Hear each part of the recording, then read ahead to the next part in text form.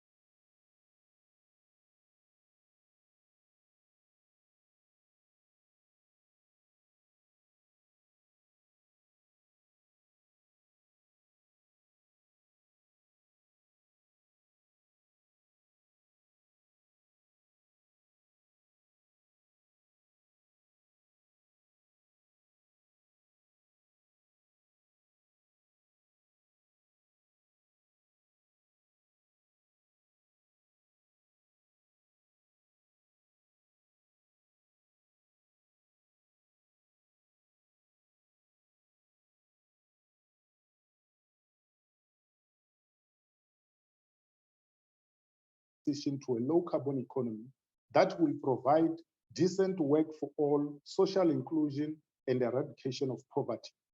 It is a vision that seeks to leave no one behind, rich or poor. It is important to note some of the guiding principles for just transition. Issues such as ethical leadership, sound policy making, least regret, regional approach, accountability and transparency. In other words, these are the principles that have been set up in the to support the vision, so that whoever is involved in the implementation of that transition is accountable and conduct this process in a transparent manner. And that is where Parliament comes in to ensure that the government is accountable, and also all role players, including all stakeholders, they conduct this process in a transparent manner, because we don't want a situation where people are left stranded, not knowing what is going on, and so on and so on, because Parliament is the voice of the people and it represents the people. We are approaching this looking at the concern that the economy is growing very slow. We have seen in the past 10 years, the economy of South Africa has grown at an average of 1%. In fact, even less since 2012 or somewhere there. So it has been up and down, but not more than 1% on average. And to put this into perspective, the economic growth in terms of GDP of China, it has averaged at 6.9% in the past 10 years. So this is also to just juxtapose our economic growth and to show how bad it is. And also the outbreak of COVID-19 has worsened matters. It has also put our resources at strain. In other words, we cannot achieve the goals that we have set up for ourselves. And we are in fact, the country is currently experiencing the worst debt to GDP ratio. In other words, the national debt is approaching 80% of the GDP. Unemployment rate is at 34%, while inequality is hovering around 6.9 on Gini coefficient scale. So that is at the worst that it can get. So that is why then we arrive at this question to say, is this really something that we can achieve? Is it a pipe dream? So that is something that we need to find out throughout this webinar. And apart from economics and issues of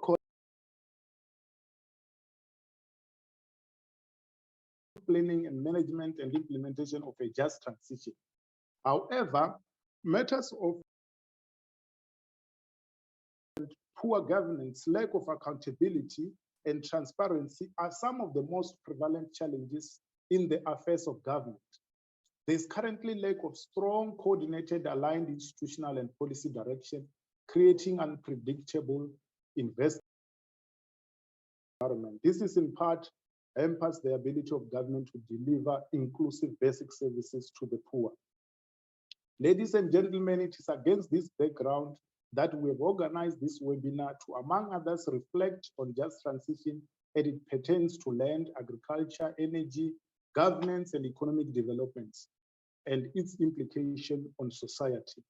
We would also like to reflect on ways within which Parliament could conduct oversight on just transition to a low carbon economy. And we have also set up a number of questions, one of which I've already shared with you, to be conducting a poll on and to be commenting throughout these proceedings. And we also ask a number of questions such as whether the carbon tax is the answer to just transition, how best Parliament can conduct oversight on just transition. So these are some of the issues that we would like to really deal with as we proceed, as we deal with this webinar today. And apart from all these issues and the objectives that we've mentioned, we would like this to be educational, to be as informative as possible, so that our members and those who follow Parliament could learn a number of things, could learn a number of issues about just transition in general. With that, ladies and gentlemen, to answer these questions, we have set up a team of formidable thought leaders in their respective professions that will take us through this webinar. To set the scene, we have Dr. Smelane that will present on dimensions of just transition, and Ms. Ngwane, who will talk about the impact of equality on public health through the lens of South African Weather Services Quality Monitoring Program. And we have got Professor Mudwaba, Professor Madonsela, who are going really to focus on the gist of the matter, that is the future of work and social justice, respectively. I will provide the short bios for these presenters when it's their turn to speak. At this moment, I would like to call upon the Division Manager for Information and Knowledge Management Services Division to provide a presentation on the knowledge management strategy of Parliament, so as to locate the parliamentary seminars series, so that then to indicate where exactly these seminars fall and what are the purposes and what is the bigger picture in relation to the issue of knowledge management and information dissemination. With that, Professor Dr. Gabriel, please take the podium and give us the presentation on the knowledge management strategy of Parliament.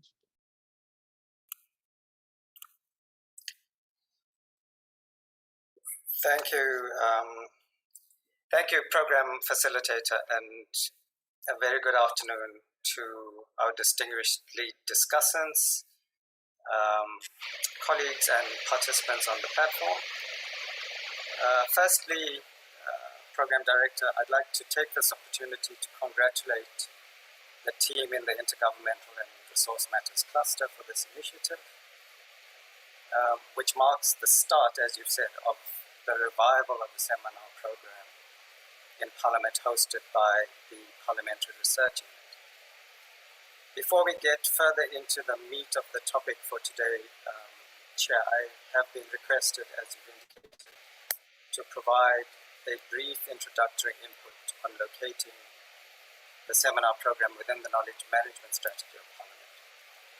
I am mindful of the 5-minute time allocated for this input, so I will confine myself to a few key points to contextualize the seminar program as a key component of the knowledge management strategy. However, I'd like to, at the outset, invite interested colleagues to engage with the comprehensive knowledge management strategy document, which will be made available online. The knowledge management strategy, as many of you might know, is one of 6 initiatives for the execution of the 6th Parliament Strategic Plan. In essence, it has two key thrusts. The first being knowledge development and the other capacity building. Knowledge co-creation, knowledge sharing initiatives such as seminars, webinars, discussion groups and the like straddle both of these thrusts, but the seminar series is located within the capacity building component. So taking a closer look at capacity building program directive, the capacity building for members and officials of Parliament has two main approaches. There's the formal academic studies, including short courses and accredited training, which both members and staff register for, on the one hand, and on the other hand, opportunities for focused discussion and interrogation of specific subjects relevant to the work of Parliament, and more specifically the work of committees. As many of us might know, it is not uncommon for members of Parliament to sit on committees that deal with subjects that a member might not have had previous exposure to or have knowledge or expertise on that particular area. Even where members might be familiar with the portfolios of their committees, the matters at hand are sometimes complex and most often multidimensional. So providing opportunities for members and ourselves as officials supporting them to engage critically on various subjects would help us develop a richer understanding of the matters at hand, thereby enhancing the quality of deliberation and input into processes such as lawmaking, oversight, and public involvement, and also result in more evidence-based decision-making. So the idea is to have an annual seminar program that is closely aligned to the Oversight Plan, which is also one of the strategy execution initiatives. And ideally, the subjects for discussion should be driven by the needs of members and of committees, but may also be initiatives of parliamentary officials, as is the case today. In the interest of respecting time, Program Facilitator, I will stop there. And I certainly look forward to learning a great deal from the presentations and discussions on a just transition in the South African and the global context, with a focus on the role of Parliament, which I'm sure will contribute significantly to our support to the relevant committees. Thank you, Program Director.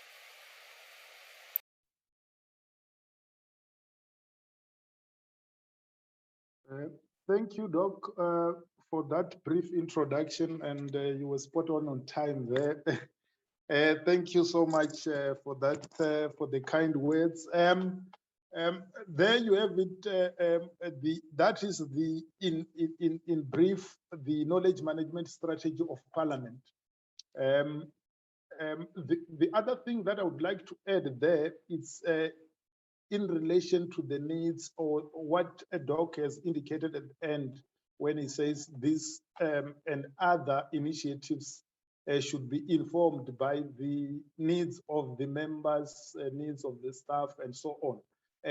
Partly this webinar is also necessitated by the upcoming COP26.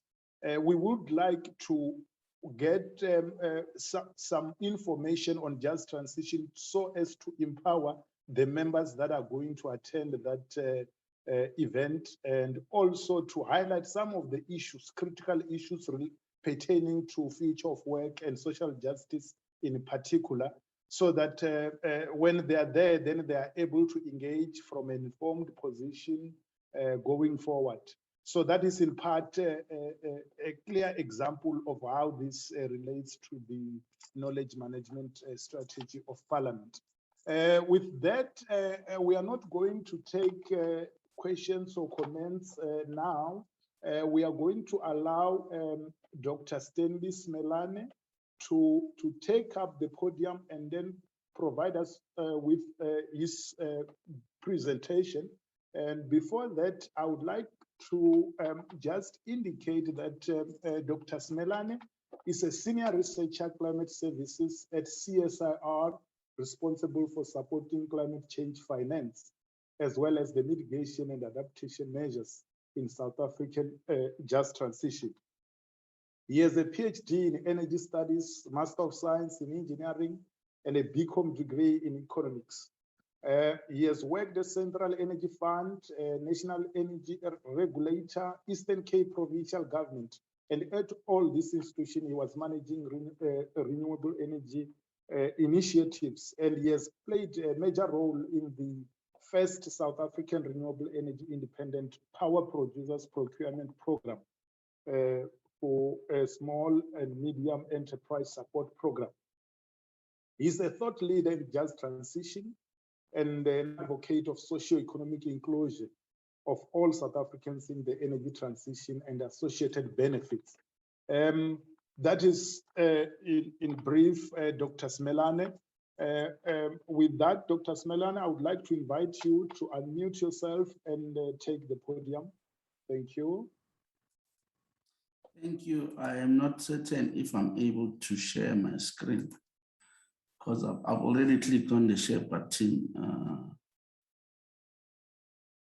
Let me see if we can get the presentation uploaded. You may proceed if you are able to read or to see your presentation from your screen. In the meantime, our hosts, our technical people will be uploading the presentation. That's fine. Thank you.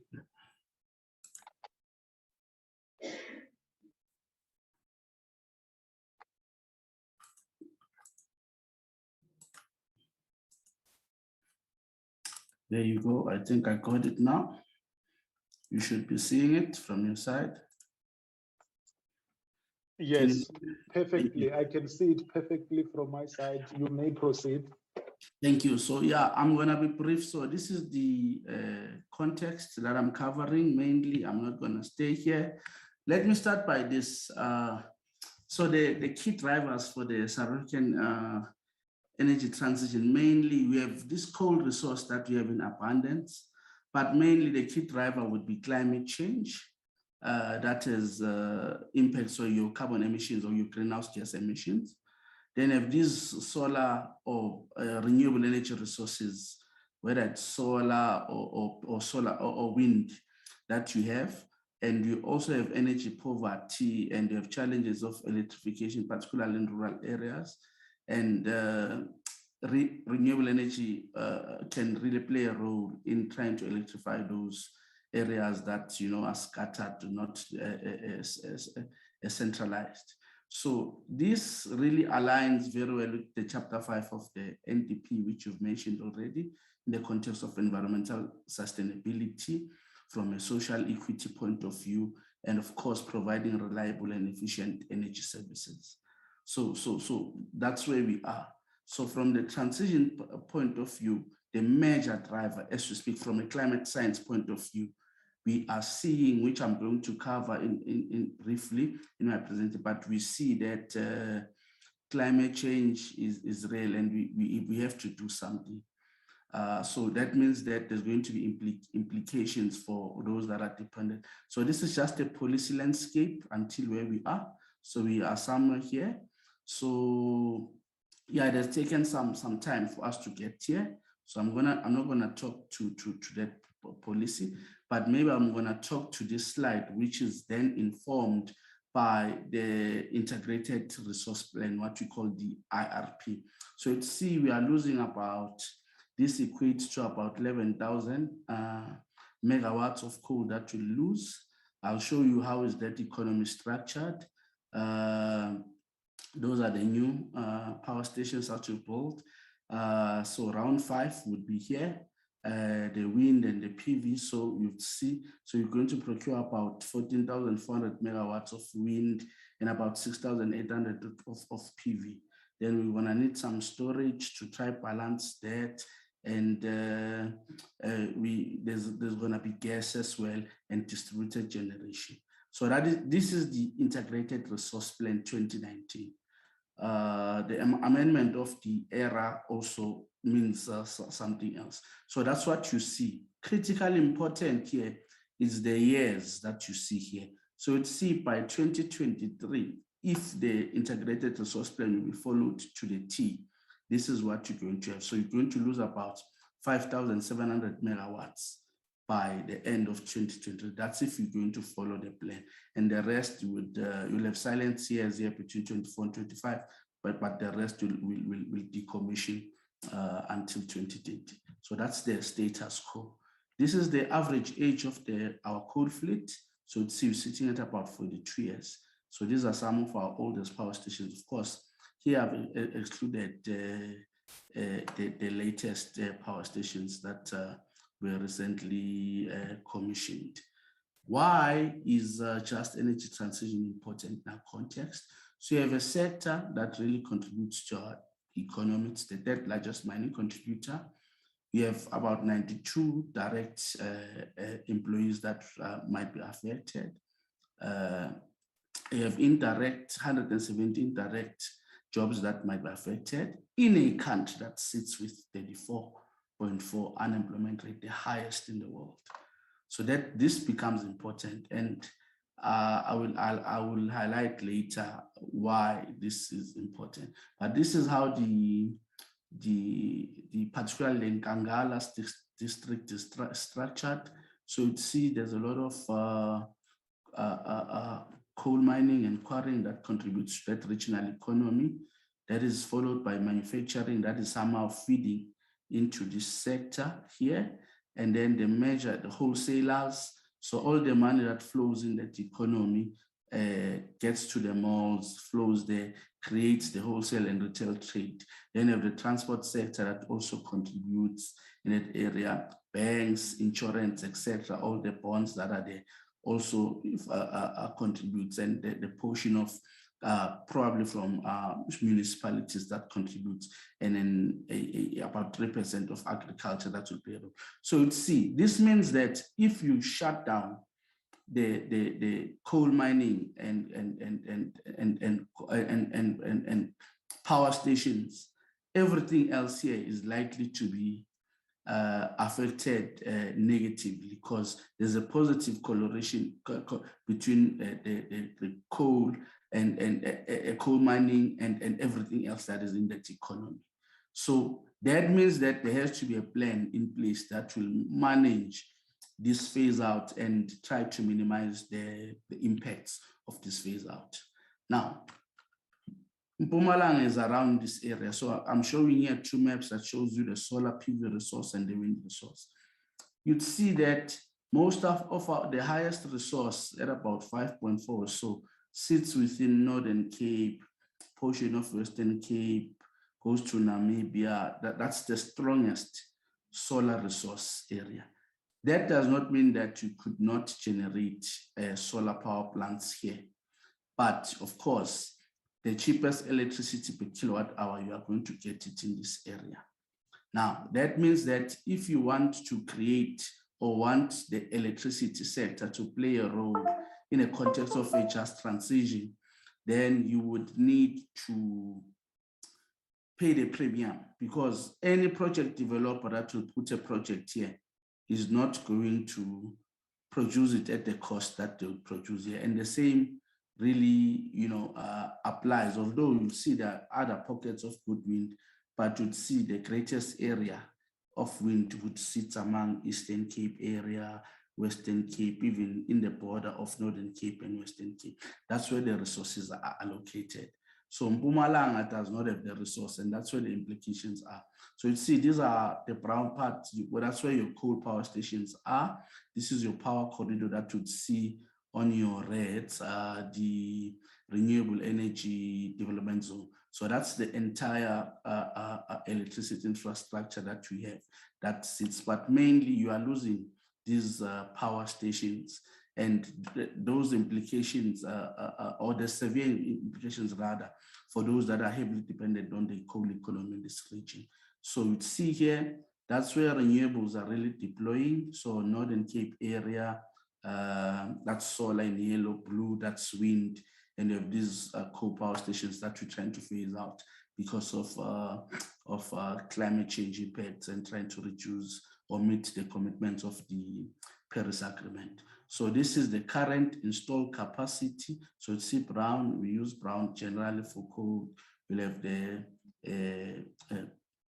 Quebec, you have a couple of wind power plants, you have PV, utility scale, and distributed generators that you have, and a portion of pump storage that we use for picking plants. That's on the left. So the energy mix exactly coming from the integrated resource plan. So that's where we're heading. And the share of renewables is going to continue to increase.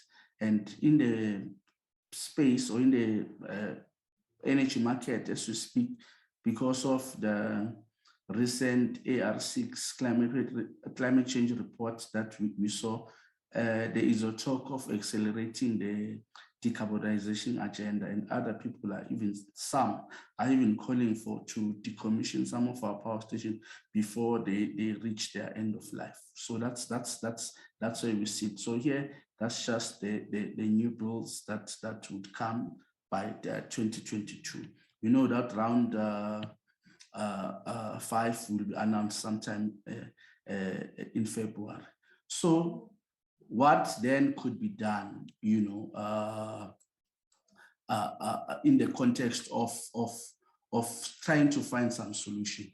Important to note, we've heavily dependent on the coal economy, and the two value chains for either renewables and coal are completely two different. So you don't mind the sun nor the wind. So it means that if you're going to adopt a significant share of renewables, you would not have those jobs that you would have for coal miners. And secondly, we generally do not manufacture renewable energy technologies. Yes, when projects are procured, there is a local content aspect, but sometimes that local content aspect even refers to the funds that our FDIs would borrow. So your IDC funds and DBSA funds would account for local content. So local content, there are certain components like assembling some plants and so on, and there are a number of challenges, and I'll show you the bottlenecks.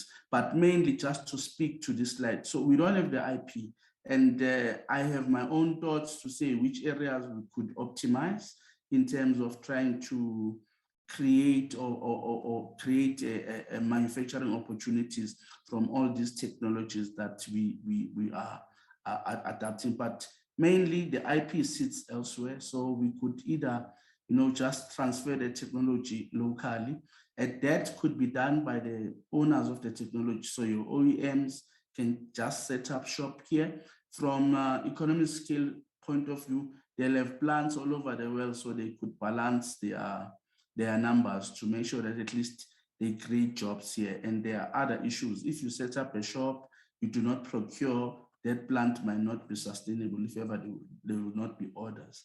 Last point here maybe is to say is setting up a shop or a factory in an ITZ or so does not or would not automatically translate into sales. So you can set up a shop and some developers will not order from you. So the price is important in terms of how much you are selling it. So that's really critically important. So these are some of the opportunities that we have in the value chain. So this particular slide really shows you, so if you look off, so this is for battery, for example. There's a lot of, part of the transition, so I focused on the electricity sector, where I showed you all the power stations, but the overall energy system, the transport sector really emits a lot of carbon emissions. And if we are going to adopt EVs, electric vehicles, we are going to need batteries for that. And batteries, at least from the manganese point of view and all these cathode powder that would require, we could utilize that. And that offers also mining type jobs in that area, although it's not coal mining, but that could be a trade-off or offset some of the job losses that we might encounter as we adopt more renewables. But as we speak right now, there is no, at least, target for EVs, although we saw DTI really putting a paper, but currently we don't have an infrastructure, particularly charging infrastructure for electric vehicles. And once we have that, that's when you're going to see electric vehicles taking off. So that is the infrastructure that would be required for EVs to start to taking off. But there's a lot of research that is going on there. And who owns that infrastructure, yet not defined, whether there'll be a triple P type arrangement or they'll follow a model that the renewable energy power plants follows. That's not really clear at this stage. So yeah, so that's just another example of value chain for wind turbines.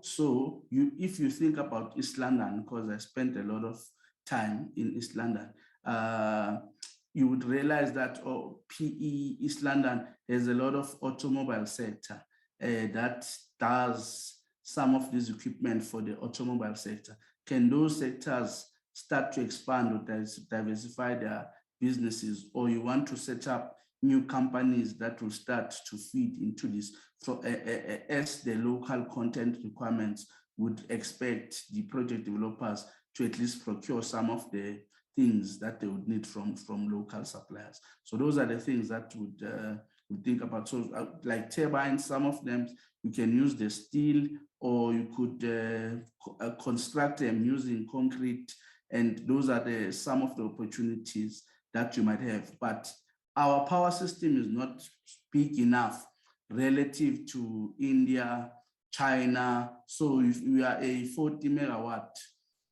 type system. So this is more or less the same, but this is for PV. And I think most of the players, when they in South African context, when they say we manufacture solar panel, they mean that they assemble. So they place somewhere here. There's no silicon mining, none whatsoever, processing the material. So most of the time they will just assemble the plant and put frames and so on. And DTI has targets in terms of how that could be done. So yeah, what has transpired? 3 minutes to go. Okay, good, thanks. So yeah, this is where we are, because there's a need to really decarbonize the South African energy sector. So load shedding is the main culprit here. Maintenance, our availability factor is sitting between 64-65%. There's more. That's why you have load shedding. And we've seen from a policy point of view, risk mitigation out, round 5 amendment. Now we have this 100 megawatts with exemption. So you'd see from the policy point of view, the market or policymakers are really enabling, you know. I'm just going to skip this slide because this was a study done in the CSIR in partnership with Mandarin Economics. It shows a couple of scenarios for decarbonization. So because of time, I'm going to skip that. So, but you see the base scenario here is the integrated resource plan. Then that's a least cost scenario. That's an ambitious target that they put in the study, and various other targets that are here. So maybe bottlenecks. 90% of renewable energy jobs are temporary in nature. So from a South African point of view, so most of the jobs are happening during construction, and every municipality or council want their people to be employed when construction happens. So you cannot take people from Eastern Cape and go with them into the Western Cape. That I've mentioned this point. We have a very small power system relative to other countries that manufacture renewable energy technologies. There's a climate change risk. There's limited funding to accelerate the decarbonization agenda, particularly from the fiscal point of view. Maybe, yeah, so in closing, these are the key enablers. So we need a just transition framework for South Africa. And just transition is not going to be automatic. because there's a dialogue with all the stakeholders that will be affected, whether from coal phase out or new infrastructure. There's a need for social protection plan, which you see in other countries that have pursued the coal phase out. At least they have social protection plan for those that will be vulnerable. There's an opportunity for technology transfer, opportunity for trade-offs with other sectors. So here, what I'm trying to say is energy is not going to resolve all the problems. So other sectors, agriculture and so on, must play a role from a just transition point of view. Green investment must adopt a shared value. So who benefits from this infrastructure? So we need to think about a co-owned infrastructure project that will add value to communities that are dependent in coal regions, if you're going to deploy projects there, or even elsewhere. Then there's a need to establish a just energy transition fund. So that fund can play a role in doing many things, whether it's investing in other economic activities, creating new jobs, funding bankable business cases, even if they're outside the energy business. That's what you would require. Thank you for your time. Thank you for listening. Thanks. Thank you for giving me the chance to share. Thank you, Dr. Esmelane. That was very informative. I've learned a lot. I think people that are new to this vision have really learned a lot from this, and I believe that it's going to assist us in a great way when we, as Parliament, process these submissions and also crafting our own oversight plan over this issue of just transition. Because from where I'm sitting now, I can tell you right away that the issue of just transition planning framework, social protection, those are some of the important things that as oversight mechanisms or as committees conducting oversight, they should be asking questions around those issues to say, if you are building all these renewable energy stations in the western part of the country, what happens to those people who are working in the coal mines in Mpumalanga? Do we relocate them? And now you have just indicated that the majority of works are temporary. So we need really to be at the top of our game, so to speak, as Parliament, while conducting oversight and protecting the rights and the needs of our people. With that, I thank you so much, Stanley, and I will encourage the audience to continue to make comments, to engage with the presentations, and also to use the question and answer space to put forward questions that we will entertain later. And I know, Stanley, you skipped some of the slides. You will get an opportunity at a later stage to perhaps maybe revert to some of those issues. So with that, I thank you. I would like now to invite Mrs. Ngongwane. She is a lead scientist in health application research at the South African Weather Service. Her scientific focus includes research on environmental exposures, vector-borne diseases related to human health, as well as the associated effects of weather and climate on human health systems. She has vast experience in managing observation networks responsible for the collection and transmission of meteorological information. She's a PhD candidate at the UKZN. She holds 2 master's degrees, one in physics from University of KwaZulu-Natal and a Master of Philosophy in Sustainable Development Planning and Management from University of Stellenbosch. She's quite educated, and I believe we're going to learn a lot about her work that she's doing at the South African Weather Services. Ms. Ngongwane, may you take the podium and continue with your presentation. And my apologies for the pronunciation of your your surname there. My tongue twister is not that good, but we'll get there with time. Thank you.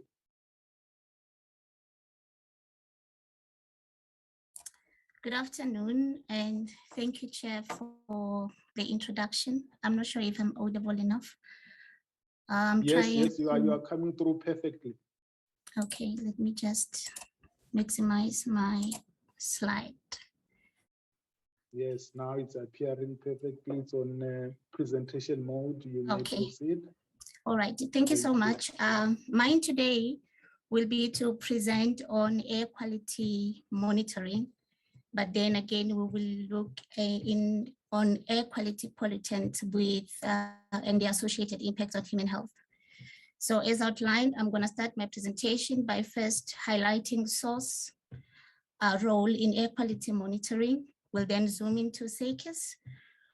We'll then move on to talk about the different air pollutants, their management, and of course, the associated impacts that they have on human health. And then we will conclude.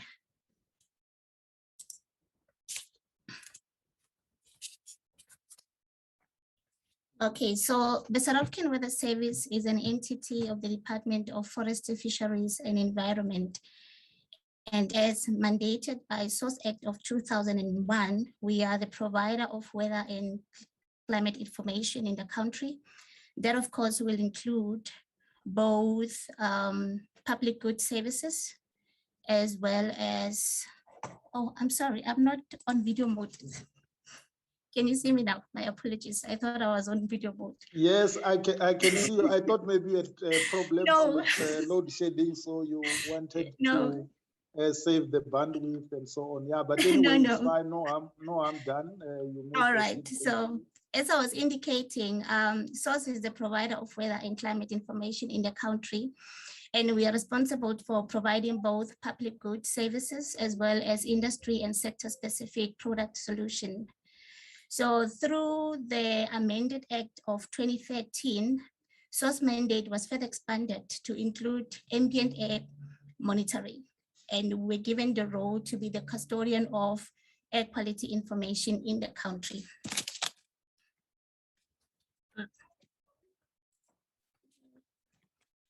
Okay, so now SACES form part of SOurce vast network of observation stations that are installed across the country.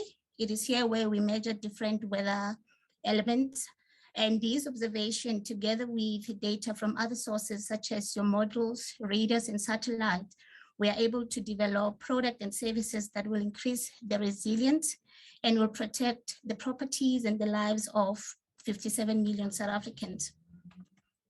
So now, SACES, you call it a one-stop shop of air quality information in the country. It is a platform where compliance to air quality standards are assessed. It is here where intervention strategies aimed at reducing air pollution are evaluated. There are about 135 stations that are governmentally owned, as well as 50 privately owned stations that are reporting to SACES, the data of which is available to all stakeholders, including the general public. So it does have its own dedicated website.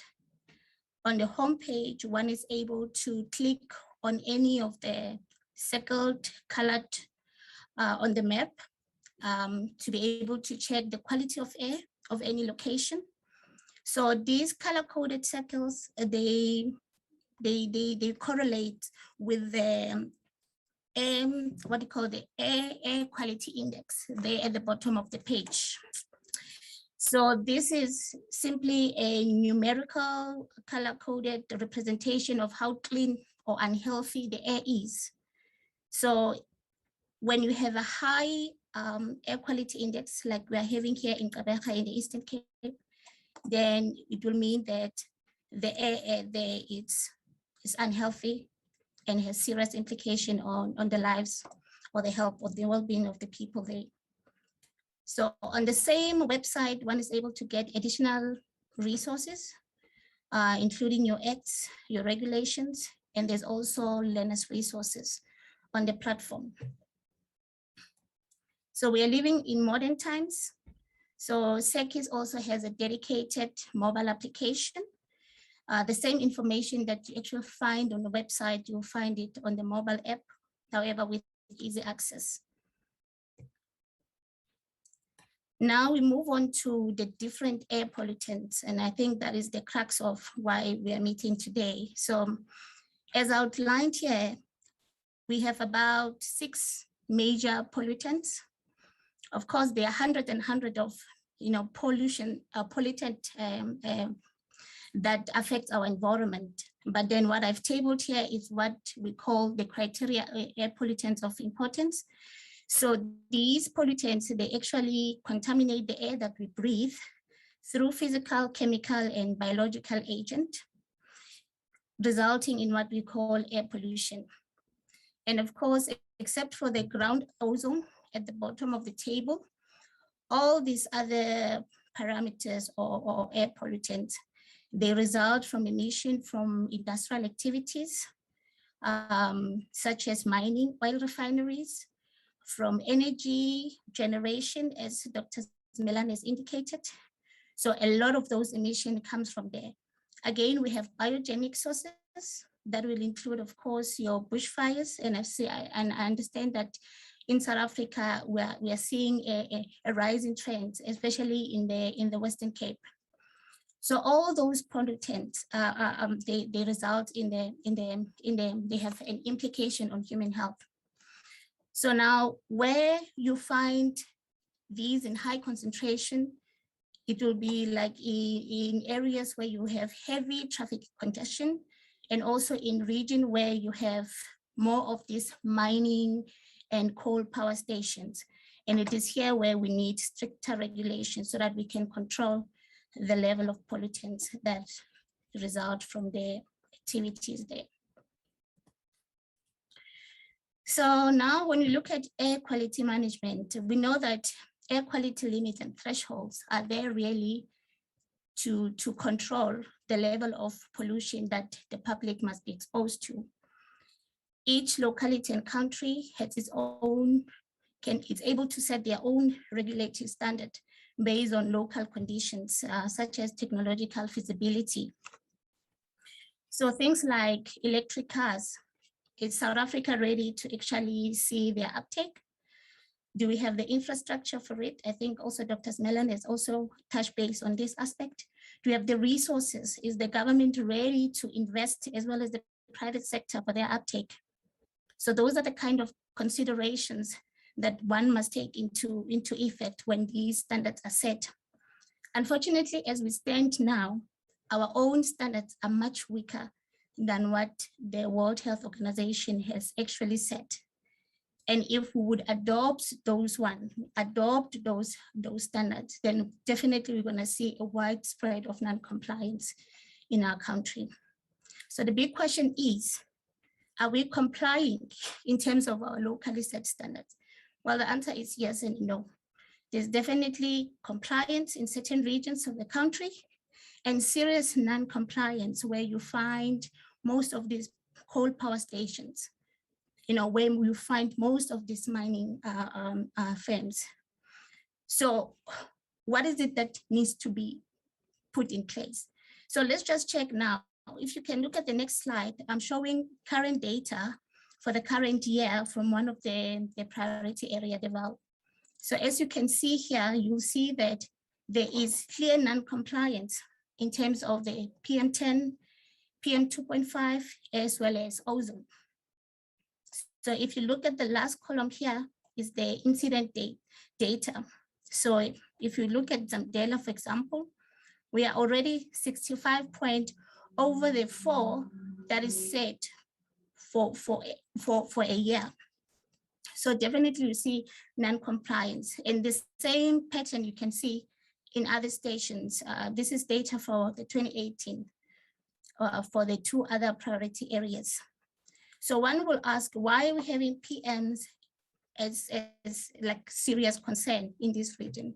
Mainly because they are sourced from numerous sources, both that are anthropogenic and as well as they are biogenic. They are both natural and and they are also result from anthropogenic activities, like you've seen with the coal power generation of electricity. So these pollutants, they actually affect human health more than any of the pollutants that we tabled earlier. Okay, so there's no doubt that air quality or pollution itself affects human health. So exposure to it will result in short-term and long-term health effects. And again, even here, there are factors that come into play. Things like the type of pollutants that one is exposed to, their concentration, the length of exposure, and an individual's characteristics. For example, your age and your health status. Those with pre-existing conditions will definitely suffer more.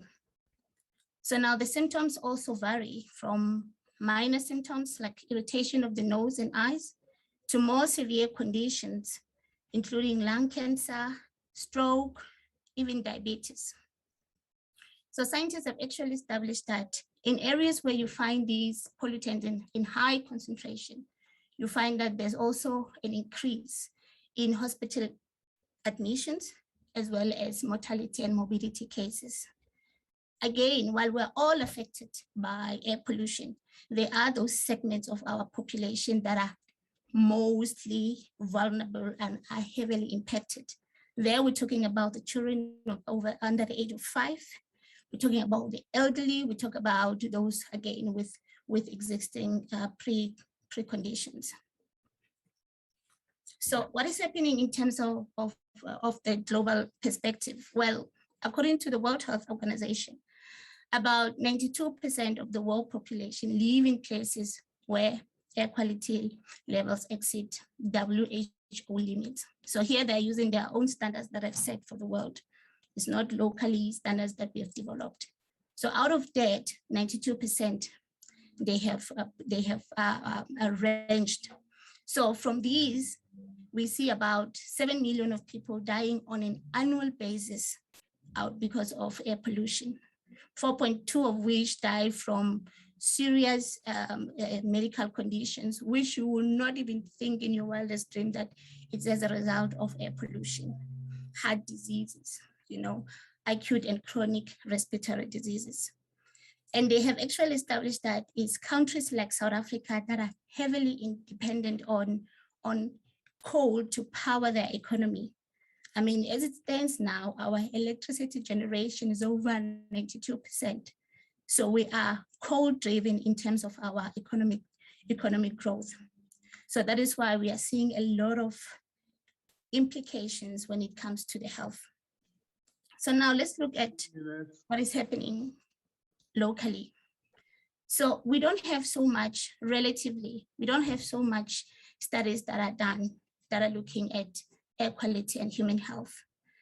That is largely because of factors that are attributed to limitation to data that affects, again, publication output. However, the evidence is growing. Our scientists are working earnestly to gather the information that will inform policy. So what I've tabulated there is just some of the findings of previously published peer-reviewed articles that assessed or did an evaluation between air quality and human health. And you can just read through. Because of time, I'll just skip quickly. So what is our role as source? So I've just indicated from my previous slide that we are growing the evidence, and government institutions are working endlessly to do that, because without knowing where the issues are, we won't be able to inform and influence policy. You've got 2 minutes left. Yes, I will move. So SOURCE is working together with the Medical Research Council, as well as the Department of Health on a burden of disease. We've just completed the study. So that study actually looked about 22 diseases in South Africa. What I've tabled there or bulleted are those diseases that are attributed to poor air quality. So these study will be released soon by the department, and I'm sure that even from here, they'll be able to extract useful information that will inform policy. which we need. So at the beginning of my presentation, I indicated that SOS is not just about minimum and maximum temperatures. We're also in the business of developing products to strengthen resilience. So what I'm showing now is one of the products that we've developed for air quality. This has been delivered and it's implemented in the Mpumalanga region.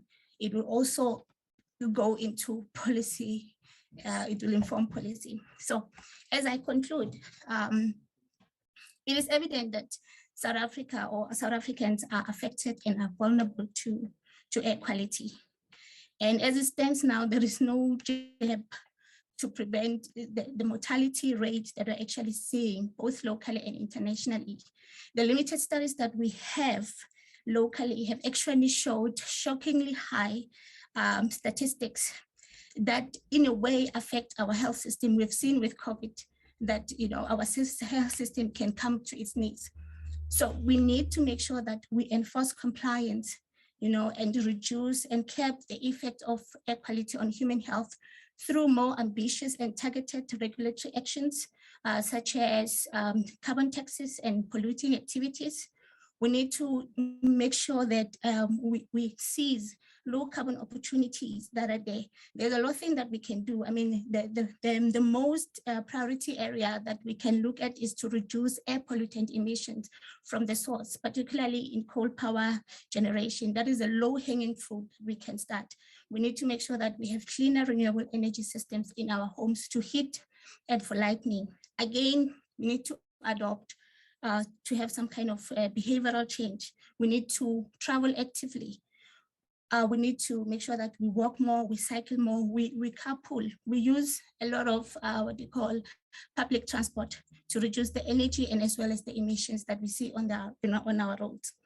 And yeah, lastly, I mean, we've seen that with COVID, people are able to meet work targets while working from home. So teleworking is also a way to go. So we need to embrace such business models. And lastly, we need to make sure that we decarbonize our economy, seize those low carbon opportunities so that we can be able to also meet most of our sustainable development goals. One, sustainable development. Thank you. Thank you, Mrs. Ngongwane. Mrs. Ngongwane. Yes, thank you. I got it now. Thank you for that. That was really eye-opening. There are a number of issues that I would like us to perhaps look at a later stage. But now it's time to get a few interactions on these two presentations. I'm not quite sure because I've seen people are not posting anything on the Q&A insofar as the questions are concerned. Nevertheless, I do have our panelists, if they may indicate to me whether they would like to engage now. Just raise your hands, the panelists, if you are there, just raise your hands and so that then I can give you an opportunity to engage with the two presentations before we proceed. I see the hand, Ms. Mwabe. Please, you may proceed and then followed by Mr. Gninza. Ms. Mwabe and then Mr. Gninza, you may proceed. Thanks to the two presenters, very informative presentations. And just to alert you, Program Director, there is a question from Nduduzim Sibi on the chat. And he's directing the question to Dr. Simelane. And he first says, your presentation raised pertinent issues like economic impact in terms of job losses, power transfer capabilities of the existing infrastructure, and the huge investments required to transit away from coal. Now, the question is, can the economy absorb such shocks in the state it is? And what happens to the coal resource? Do we abandon it completely? And can our economy compete with global players regarding with the speed of transition? Very, very interesting times. And I think also to ride onto that, I thought, directed to Dr. Smelane, when you said that we have a lower, energy requirement in terms of the renewable energy, what are the possibilities in terms of export of energy, which is something that South Africa has been doing from the coal power stations? But in terms of renewable energy, what would that look like? I'll stop there for now. Thank you for that. That is the two questions that are directed to Dr. Smelane. I will ask a question to Ms. Ngongwane with regard to the air quality index. I've seen there that in Gqeberha, or the PE, what used to be called the PE, the air quality seems to be out of range, or in other words, it appears to be not in good quality. So what could be the reason behind that index? And why is it that the areas such as the Mpumalanga, where there are so many power stations, the air quality index appears not to show anything, or that air quality index which is shown was just for example, or maybe for to explain, and so on. And the other question that I would like also to ask, to direct to you, it relates to the issue of I saw the emblem of MRC, the South African Medical Research Council. Is there any work that the South African Weather Services is doing with regard to public health? Those are the two questions that I would like you to entertain. And I've got one for Dr. Smelane, which relates to the materials for, I see my panelists now, they are raising their hands. Let me reserve I will keep the question for later. Mr. Gininza, please, you may proceed asking your questions, and immediately after that, Ms. Chembisa Pepeteka, you may also take the podium and ask your questions. Let us be brief, colleagues. Thank you. Thank you, Chair. I have here I've heard their presentation. They are really interesting and concerning at the same time. Eskom and SOSO are among the major polluters in the country, and their recent reports are showing that one of their ways of decarbonizing includes shedding jobs from within them as organizations, as well as shortening the value chain currently, because now it involves lots of suppliers in that chain. The first part of the question is based on their projections of decarbonizing. Is SOS able to link, for example, the number of stations that they say they will be closing over time with the possible outcomes in terms of, let's say, it's particulate matter or sulfur dioxide, those ones? Because I assume your data, you also use it to plan forward. And then on one part relating to mortalities, depending on which report one reads, some reports say that there's more than 2,100 South Africans that die from pollution relating to Eskom's use of coal. Are we in a position, particularly the partnership with MRC, are we in a position of saying how will this be affected by their plan to decommission? I know that there's that thing that, okay, as soon as they decommission, things will work better. But you also mentioned that there are also long-term health impacts that are associated with current emission or pollution levels. Thank you.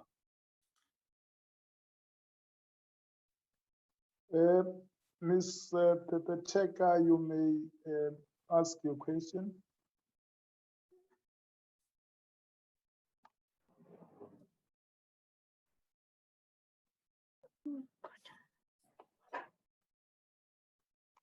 Yes, I can hear you now. Can you hear me? Yes. Yeah, I can hear. Please proceed. Yes. Okay. I have just first I want to thank the presenters. The presentation was actually interesting and informative. I have two brief your video questions. is off. If you may, if you don't mind, just switch it on. Let me see video. Okay.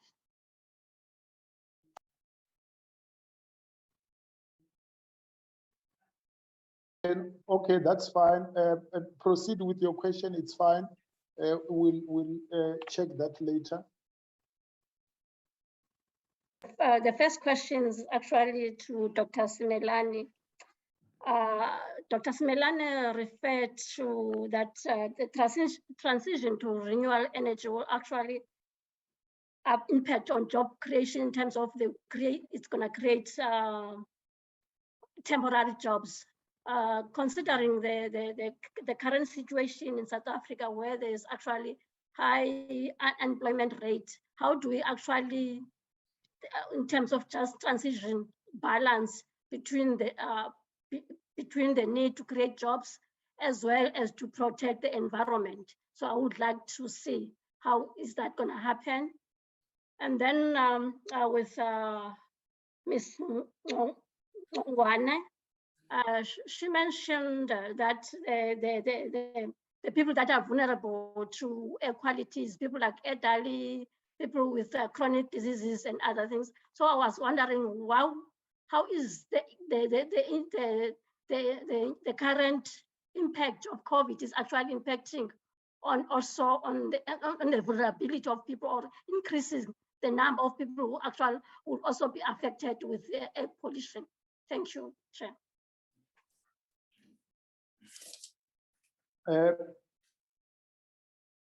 Thank you for that. In the interest of time, Dr. Simelane, hold on. I am going to reserve the answering to a later stage. I think we just need to get all of the presentations, and then we can do the discussions all together, so that then we don't run out of time. I am going now to proceed. Just keep those answers handy to our two presenters that have already presented. I would like now to proceed to, according to the program here, I think we are moving to Professor Mudwaba. I will just indicate his background, as I've promised that I'm going to give you a bit of his background. He's quite he has quite a big achievements and quite a huge responsibility that is currently under. The business day calls him a labor guru. Professor Mudwaba is a serial entrepreneur, president and CEO of Chizoro IDC, a global strategy organization, a strategic advisory and consultancy firm, SADC tripartite and AU endorsed African candidate for the ILO DG role in 2022, and potentially the first African in 101 years since 1919, if successful, to become the vice president of the International Organization of Employers of the ILO and the ILO vice chairperson that will be based in Geneva, Switzerland.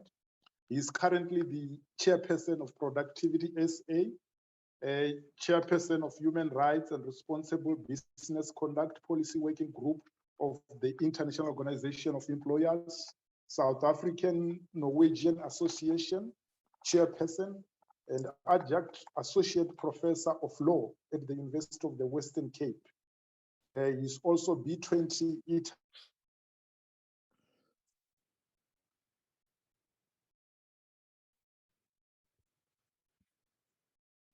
Global Commission to the FIW that contributed to the ILO Centenary Declaration and led the employers group in the same commission. Professor, are you there? You may proceed with your presentation. I am here. Can you hear me? Yes, I can hear you loud and clear. And can you see my presentation, Tomani? Yes, I can see your presentation. It's on presentation mode. You can proceed. Thank you so much. Good afternoon. Good afternoon to everybody. I think as a lawyer, I'm going to take advantage of the fact that we like precedence. And even though you've given us 15 minutes, I see that my colleagues have been speaking for 19 minutes. So I know that you'll be kind to give me more time if I need it. Colleagues, let me first apologize for the rim. It's supposed to be, is it a pipe dream in light of the slow economic growth? I did not pick up that typo. You will see that my presentation starts with the basic meaning of a transition, and you'll forgive me, I thought it was important, even though we all know what it means, but it presupposes a change from something. And normally the assumption is that it's something substantial to another. It's a vision-led, unifying and place-based set of principles, processes and practices that build economic and political power to shift from an extractive economy to a regenerative economy, approaching production and consumption cycles holistically and waste-free. The principle of a just transition is that a healthy economy and a clean environment can and should coexist. The process for achieving this vision should be a fair one that should not cost workers or community residents their health, environment, jobs, or economic assets. Any losses should be fairly compensated. So I thought, let me also talk about, Tomani mentioned in introducing me the role one played in the ILO, and the fact that, we were privileged to be in the Global Commission on the Future of Work. And then ultimately I participated in concluding and in the adoption of the Centenary Declaration with my team in 2019 in my capacity as the leader of the global employers in Geneva. And so the whole idea of the Centenary Declaration is that it has a human-centered approach which focuses on three main areas of action. One, increasing investment in people's capabilities. Two, increasing investment in the institutions of work. And three, increasing investment in decent and sustainable work. The declaration then calls on all its 187 member states, of which South Africa is one, to ensure the following: that all people benefit from the changing world of work, that the continued relevance of the employment relationship is important, adequate protection for all workers. I had some colleagues talking about social protection, for example, promote sustained, inclusive, and sustainable economic growth, and full employment and decent work. This is very key. I also thought I should have a slide that covers all the 17 SDGs. And the rationale behind this was just I'm happy we had the presentation from Dr. Simelane, the presentation from Ms. Nongwane, both of which covered parts of this, but really for me, the only rationale I put it on was to ensure that everybody listening appreciates and understands that the SDGs work together. You can't take one and pull it out and take another and pull it out. They were done and conceived on the basis that all 17 must work together. SDG 17, of course, being partnerships for the goals. The one I'm going to be focusing on today is SDG 8, decent work and economic growth being the main. But you will see that there is no way you can deal with SDG 8 and ignore SDG 1, which says no poverty. You can't ignore SDG 2, which says zero hunger. So, and so on and so on. But together with SDG 13, the climate action that we've covered already, for example, this is what I refer to when I say they all work together.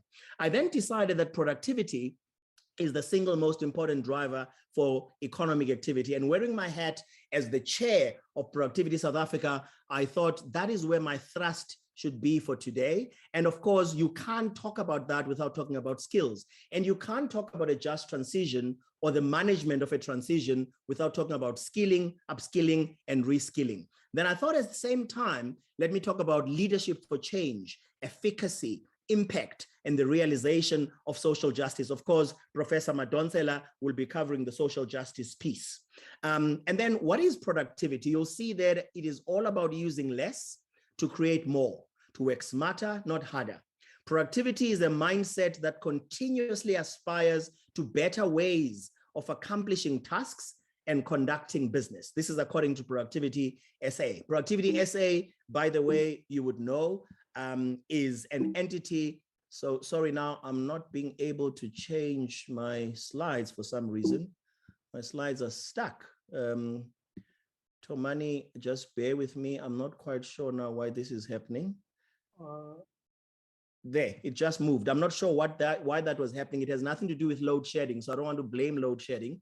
It's my tools. It's the feature of low coverage. It is low coverage.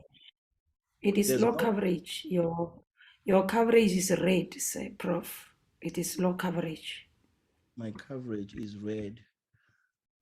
So you can't. So it is going to affect you, but you can go on. I was just giving you the.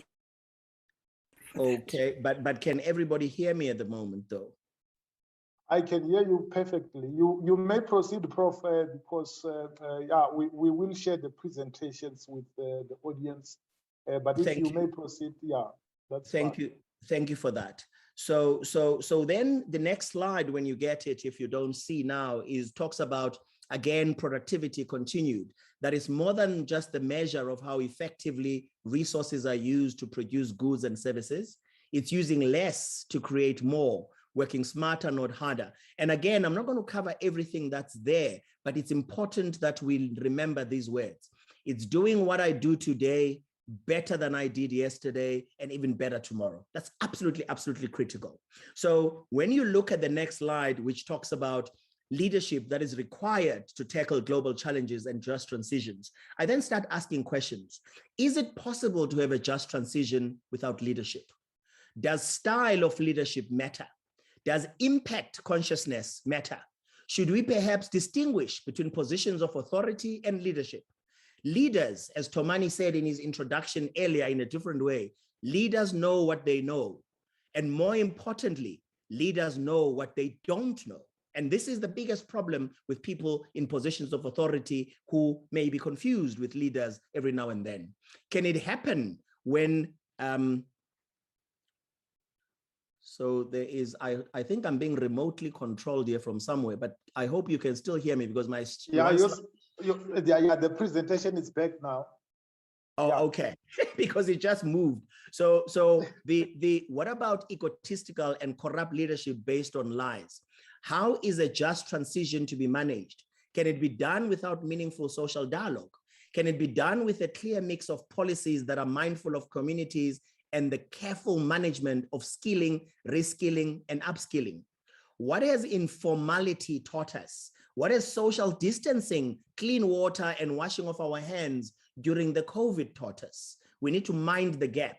But one of the things that's very important is for us to know that whilst we may all be in the same storm, we are always in different boats. And this is the thing that we miss. And for me, this is absolutely, absolutely key. So there is something that is happening remotely, guys. You are disabling me from from using my slides. So I don't know what is happening, but something is happening from your side. So, and it's remote. So I keep getting interrupted in the middle of my presentation. Apologies for that. You may proceed from your end. I think whoever is running the slides in the background, please indicate if he's proceeding to the next one, then you also proceed, please. Let's do it that way. Because it's a bit disruptive. So let me. I think let's leave the slides all together and then just proceed as you were doing. Okay. So on the point of informality and the point of all of us being in the same storm, but on different boats, it becomes important that you cannot talk about the conversations we're having today without talking about this issue of leadership. And one of the issues for me why I mention leadership is because we get caught as people in issues of self-importance, issues of status orientation that is completely misaligned with action, where people expect to be recognized for their titles and labels, but not for what they do and for what they don't do. The labeling of people that do not belong, for example, where people will be called arrogant or reactionary, where people are kept outside certain private boys' clubs. These are all important, and you cannot leave them out when you're talking about issues of just transition and talking about issues of moving onto different paradigms. Respect is very important. Learning to learn and unlearn is very important. Attitudinal change is key, and working as a team whenever we work. Now, moving from that point and having this context of leadership and having this context of issues of skills and issues of productivity, we do a very quick reflection on South Africa's socio-economic and business landscape. I will not be covering everything on it because people are going to be reading, getting the slides thereafter, but you've heard for yourselves, socio-economically, South Africa, mostly Black and poor people with low skill levels, falls within the category of developing economies. Our unemployment, you've heard already from colleagues, sits at 34.4%. For the poor, labor and access to economic opportunities are often the only assets and avenues they can use to improve their well-being. Hence, the creation of productive employment opportunities being essential for achieving poverty reduction and sustainable economic and social development. It is crucial to provide decent jobs that both secure income and empowerment for the poor, especially women and younger people. So as you go through my slides, you'll see that I'm lamenting the fact that we are not in a good situation in terms of our economy. So when you talk about a just transition, and within the context of us not looking like we're going to get better, within the context of us having rolling load shedding, excessive load shedding, it is very clear that we have huge challenges, that we're in big trouble. When you look at South Africa's SMMEs, which constitute over 90% of formal businesses, and which are expected to be a key driver of industrialization and economic growth, innovation, job creation, wages, and income growth. And these 90%, as I've said, are underperforming.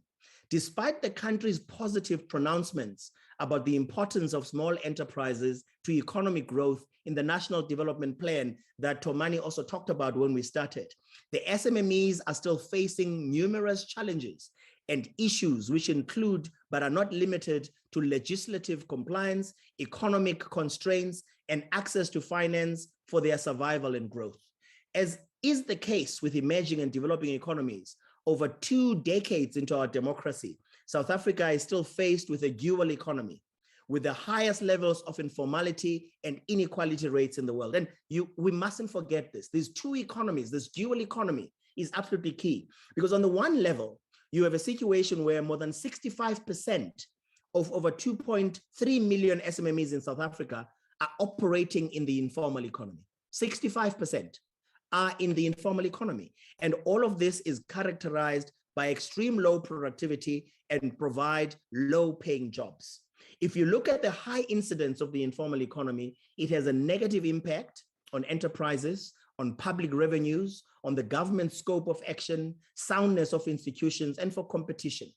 Informality also often entails greater risks, both financial, job security, and operational inefficiencies, including cost and waste for businesses, entrepreneurs, and workers, or lower returns for their efforts. The informal small, medium enterprises face further challenges in terms of cost, in terms of quality, in terms of delivery, flexibility, human resource development, and employ mostly unskilled, semi-skilled workers And talking about the future of work and the fourth industrial revolution is a pipe dream for these people. And this is 65% of our economy.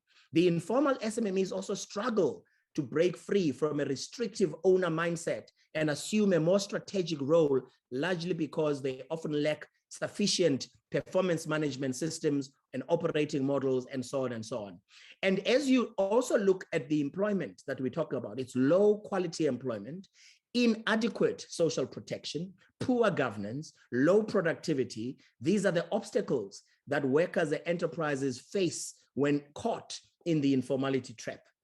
Informal workers are more likely to be poor than workers in the formal sector. So here's the thing as well, is that we've got the formal sector, which makes about 30 to 35%. And this is where you'd find the JSE, you'd find mostly the large entities, and then you get the 65% of the informal sector, where you also have a disparity in terms of workers from both sides. As a result, millions of workers and economic units suffer from poor working conditions and a lack of rights at work. The informal businesses also do not contribute to the mandatory social security contributions and taxes and so on. So for millions of entrepreneurs and workers in the emerging and developing economies, you have a huge problem that now has been exacerbated by the COVID. Now, it's also important for us to look at the context. The one reality is that when the COVID came, it did not cause the problems we have. I want to repeat that. When the COVID pandemic came upon us, it did not create the challenges we have. What it did was to exacerbate pre-existing situations that we collectively failed to deal with as South Africans. And when you look at the next slide, when you get it, you'll see that we then talk about competitiveness erosion. Over 10 years ago, we were number 44 on the IMD Global Competitiveness Index. Now we are 62 out of 64. There are clear areas for us to work on that are given to us on the IMD Global Competitiveness Index so that we as South Africans can work on this. But you know what? No one listens, and consequently, no one does anything. So I want to also mention that last year I thought, let me try a trick. I sent a birthday gift to the president, gave him a gift of the IMD Global Competitiveness Index on his birthday, addressed letters and everything to the presidency. There wasn't even an acknowledgement of this. We've made numerous proposals from how we transition from the Department of Labor to the Department of Employment and Labor. Prof, Yes. 1 minute left. It can't be 1 minute left because you cheated me of 3 minutes, Tomani. I have You given took 3 in minutes fact, from me. two additional minutes, so I'm giving you another minute, so it's 2 minutes. Oh my God. So you know, this is Thank not you. right, because now I'm getting to the nub of things. So you can't change a name from the Department of Labor to the Department of Employment and Labor, but not change the policies and not change what is happening. The competitiveness erosion as well is in spite of the fact that the report tells us that we've got deteriorating headline and youth unemployment, rising public debt, which was mentioned, and a lack of decisive plans to revive the struggling economy. Let's repeat that. A lack of decisive plans as South Africans to revive the struggling economy. Ongoing electricity supply problems and rolling blackouts, which we know about. So basically, when the COVID comes and exacerbates the situation, we then further have more weak productivity growth, a shortage of skills, and relevant skills, one must mention. So as you get as well to the last slides, you'll see the last 2 slides I have was to show you the ILO Centenary Declaration for the Future of Work that I mentioned earlier, because it is important for us to know that for the first time in the history of the ILO in 100 years, we have productivity mentioned in an official instrument of the ILO 11 times. And the important role of sustainable enterprises as generators of employment and promoters of innovation is also mentioned. The diverse forms of work arrangement. Now with the 1.5 minutes left, because as I say, I'm cheated here by Tomani, but in closing, there has to be a change in attitudes and urgently if we are to talk about any just transition. It is not possible. It is a pipe dream to talk about it without changing the attitudes that we have, because we were failing for a long time and we haven't changed the way we do things. We need to embrace productivity and place it at the center of everything we do. We need to urgently fix our ESCOM nightmare. We need to talk about informality versus formality. We need a new approach towards this because we cannot limit our thinking to the simple transitioning of people from informality to formality, which is very patronizing, but need additional innovative and creative tools to intervene with social dialogue and consultations being at the center. We need to recalibrate our economy, implement, which we don't do. We plan, we do visions, we never implement. And as Albert Einstein would say, insanity is doing the same thing over and over again and expect different results. And if we don't change and do things differently from a skills point of view, from a leadership point of view, from an accountability point of view, from an impact and social justice point of view, we can't talk about a just transition. Thank you very much.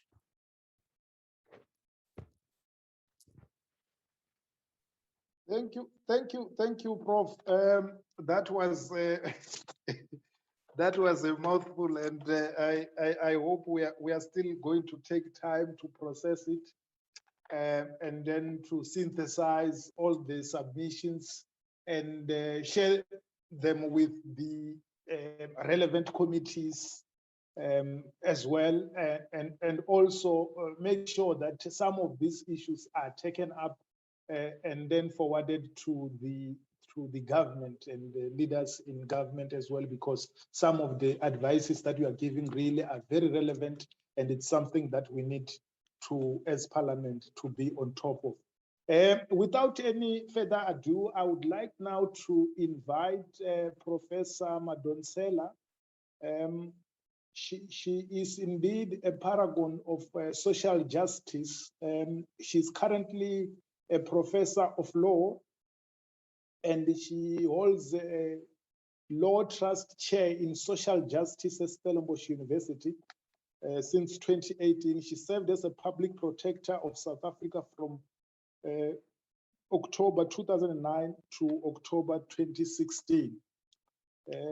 Professor, she conducts and coordinates social justice research and teaches constitutional and administrative law.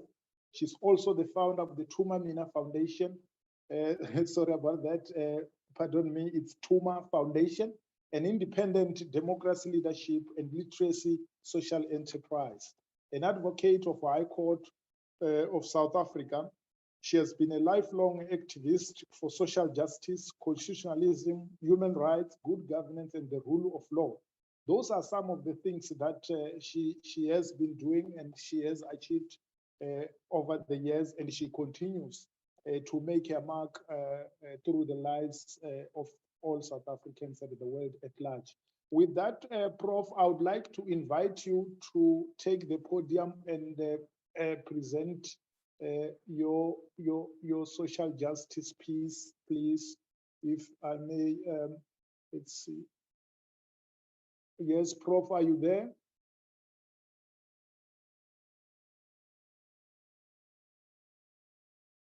Prof, I think you need to accept the rights. I think they are trying to open your mic and also allocate you rights to unmute yourself. Please accept so that you can proceed.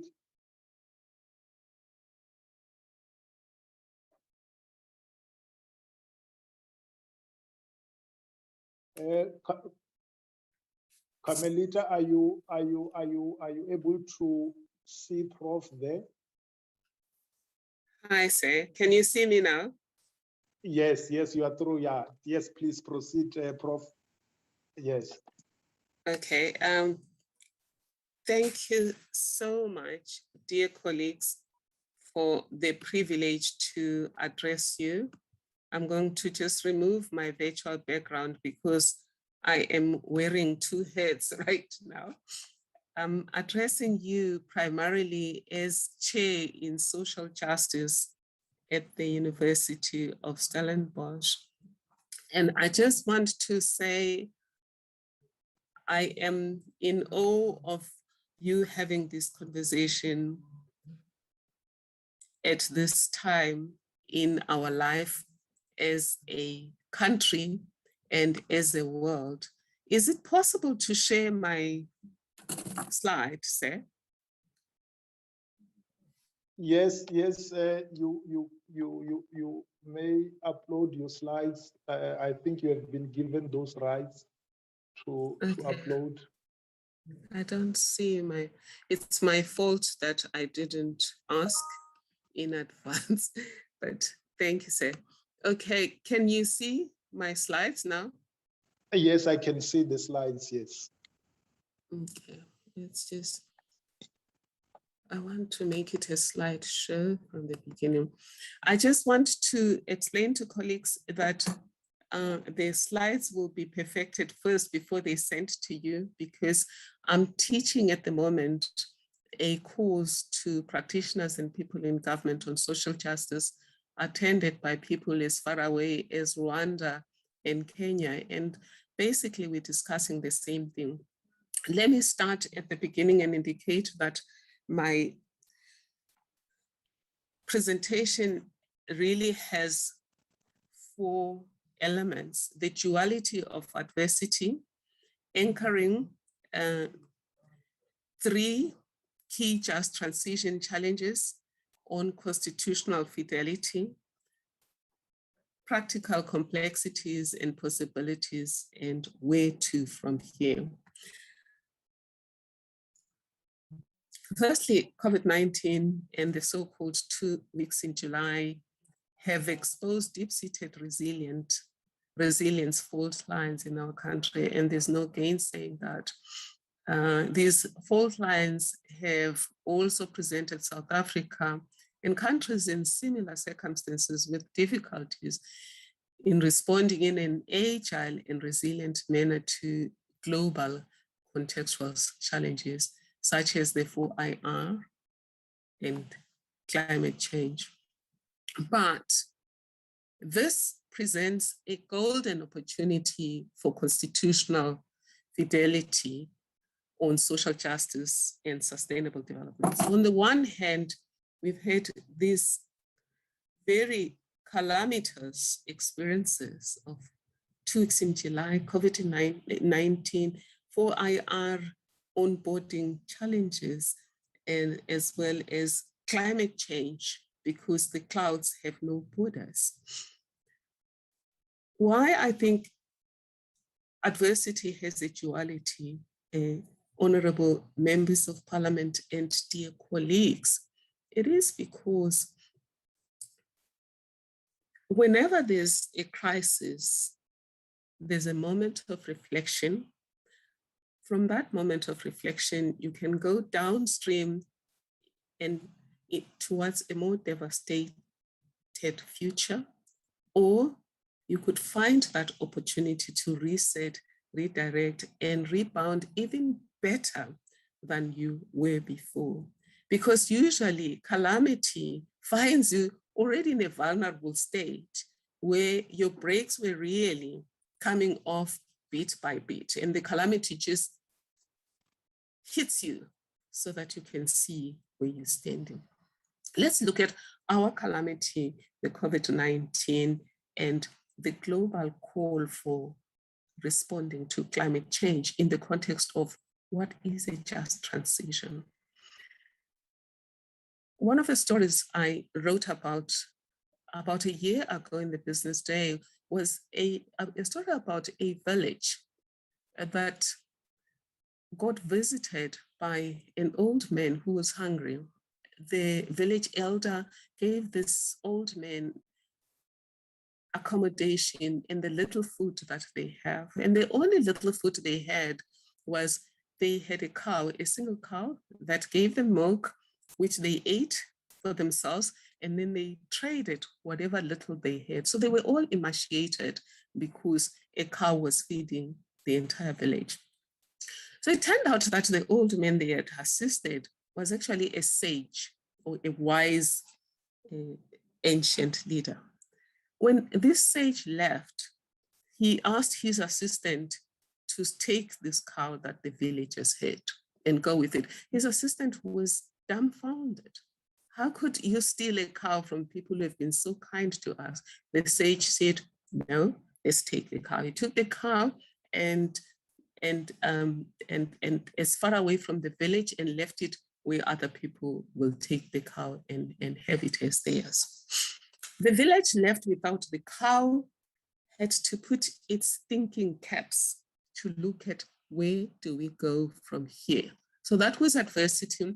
That was some you could regard as a black swan when you have an economic situation that is devastated by something like what happened in 2008 and what has happened now with COVID-19 and what happened with the 2 weeks in July. And of course, things could go downstream depending on the decisions you make when you reflect on what has happened. And you could take the view of the little mice who moved by cheese and run and look for better cheese, or you could take the view that was taken by the humans and complain who moved by cheese. And I think this event that we have today is an event that is looking at what can we do to mine this adversity, to mine its duality and not go downstream, but move forward. But how do we move forward? And then my next slide talks to you about what are our imperatives. I would say the first imperative, we have 3 challenges as we meet this difficulty. One is we want to ensure that we are not part of the problem when it comes to climate change and related environmental degradation. We also want to make sure that there's a rule of law in our country, there's integrity and lack of corruption. And thirdly, we have a constitutional injunction to advance social justice, which here at the Social Justice Chair, we say social justice is about equal enjoyment of all rights and freedoms by every person. And that would be reflected in a just, fair, and equitable distribution of all opportunities, resources, benefits, burdens, and privileges in that society and within groups in that society and between that society and others. So social justice in its essence is about fairness to all. And the UN has been very vocal about ensuring that we move towards social justice. And at the key of that is advancing human rights, as the Copenhagen Declaration calls us to do. But ultimately, it is about advancing peace, as Prof. Mutaba spoke about. We know that the First World War happened because of lack of social justice. The Second World War happened also because of lack of social justice, and the world is in turmoil. So 2 weeks in July, you could blame it on the agitators, you could blame it on what we call political entrepreneurs, and all sorts of labels that we give to people like that, fascists, etc. But for people to be gaslighted, there has to be gas. And what was the gas? Poverty, hunger, and inequality. So as we move forward, we have to make sure that we address climate change. We have to make sure that our economy grows because the number of people are growing and the number of our needs are growing. But that has to happen with social justice. Why must social justice be at the center of it? Because it is a constitutional duty. And the Constitution says we, the people of South Africa, recognize the injustices of our past, believe that South Africa belongs to all who live in it, united in our diversity. We therefore, through our freely elected representatives, adopt this Constitution as the supreme law of the Republic, so as to achieve the following. 1, heal the divisions of the past and establish a society based on 3 pillars: democratic values, social justice, and fundamental human rights. It goes further to talk about this new society will free the potential of every person and improve the quality of life of every person. Silo Hatang of the Nelson Mandela Foundation emphasizes the idea that a promise is a debt to be paid. So a promise broken is an unpaid debt. So we agreed with each other that we were going to abandon the society that we had and build a new one that was founded on 3 pillars: democratic values, social justice, and fundamental human rights. And that society, of course, would have basic entitlements of all citizens, and that includes the right to equality and the right to equal enjoyment of all rights and freedoms. And I want to indicate some key sections that must be noted by Parliament as we look at the prospect of a just transition. There are ethical foundations, Section 96, Section 136. Section 195 dictates the principles of public administration that include equity, and Section 237 says we must put the Constitution first. On social justice, it is important that I let you know that the courts have already made it clear that advancing equality through restitutive measures, through making sure that every law, every policy we take does not exacerbate existing inequalities and poverty. That decision has already been made by the Constitutional Court in several cases, S versus Makwanyane, which equated social justice with the principle of Ubuntu. I am because we are. I will look after you in order to look after myself, because my humanity is intertwined with yours. And you'll agree with me that we would not be talking about climate devastation and the emergency of climate change today if we had lived according to Ubuntu, looked after each other, looked after our common habitat, which is the environment, and not did anything on the basis of greed, justice for me, justice is just us. It was Ubuntu was always about justice for all. So you can see that in S versus Makwanyane, in Van Heerden versus in Minister of Finance versus Van Heerden, you see the courts telling us that we have a duty to advance equality. You see that in Daniels versus Grabante, which is the land case, you see that the same story. In Brink versus Keshoff, Oregon says the same thing that Museneke says in Van Heerden, that you, honorable members, and everyone who works for government, including those of us who work in academic institutions, have the duty not only to not discriminate, but we have a duty to advance equality in everything we take. I've been amazed sometimes when people say local government has no duty to advance equality, because I just think they've been misadvised. They must read Van Heerden, Keshoff, in all of these cases that say the Constitution places a duty on the state of South Africa. Firstly, not to exacerbate existing inequalities, but secondly, to bridge the equality gap. So what does this mean then for the space that we find ourselves in? It means that as we advance towards climate change, towards addressing climate change, the issue of making sure that nobody is thrown off the boat, that everyone counts, is central.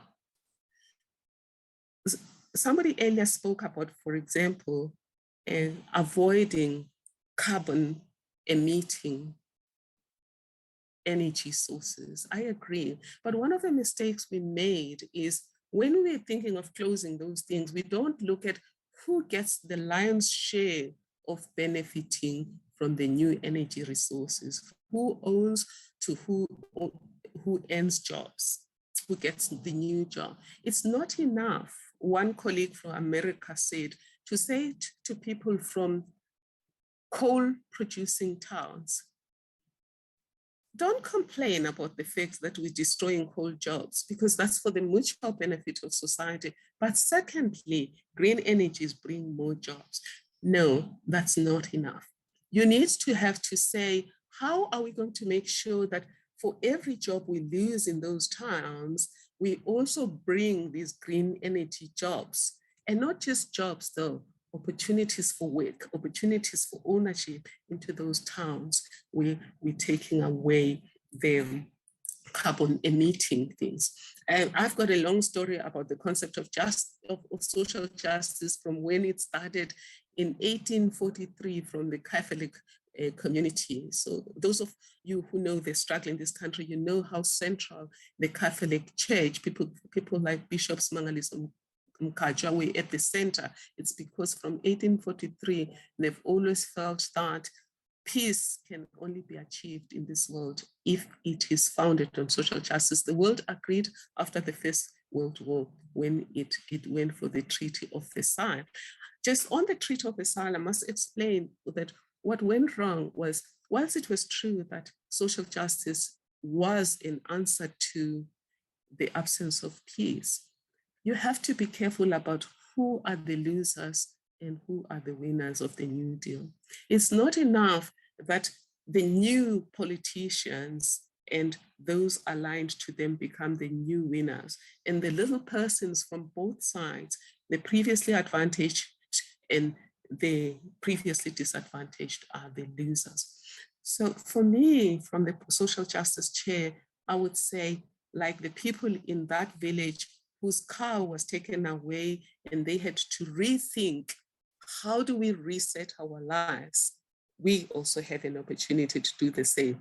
In that story, they rethought and they came up with creative ways of living, and they ended up being more prosperous than they were before their car was taken away. And I think we too can be prosperous. But what it does mean we need to do, what we found out from the social justice chair and pushing the Musa plan for social justice, is that we have to suspend some of the beliefs we have and be exploratory in terms of acknowledging new ways of thinking. For example, moving forward from COVID-19, I like the idea of some of the parties that are talking about building resilient communities, because the countries that are rebounding better are those that already had resilient communities. China, the Nordic countries, etc. So that should start there, that whatever we do, don't ask how many jobs are we going to create? Don't ask how many companies are we going to create? Ask what is the democracy dividend for all of the 4,392 wards in this country.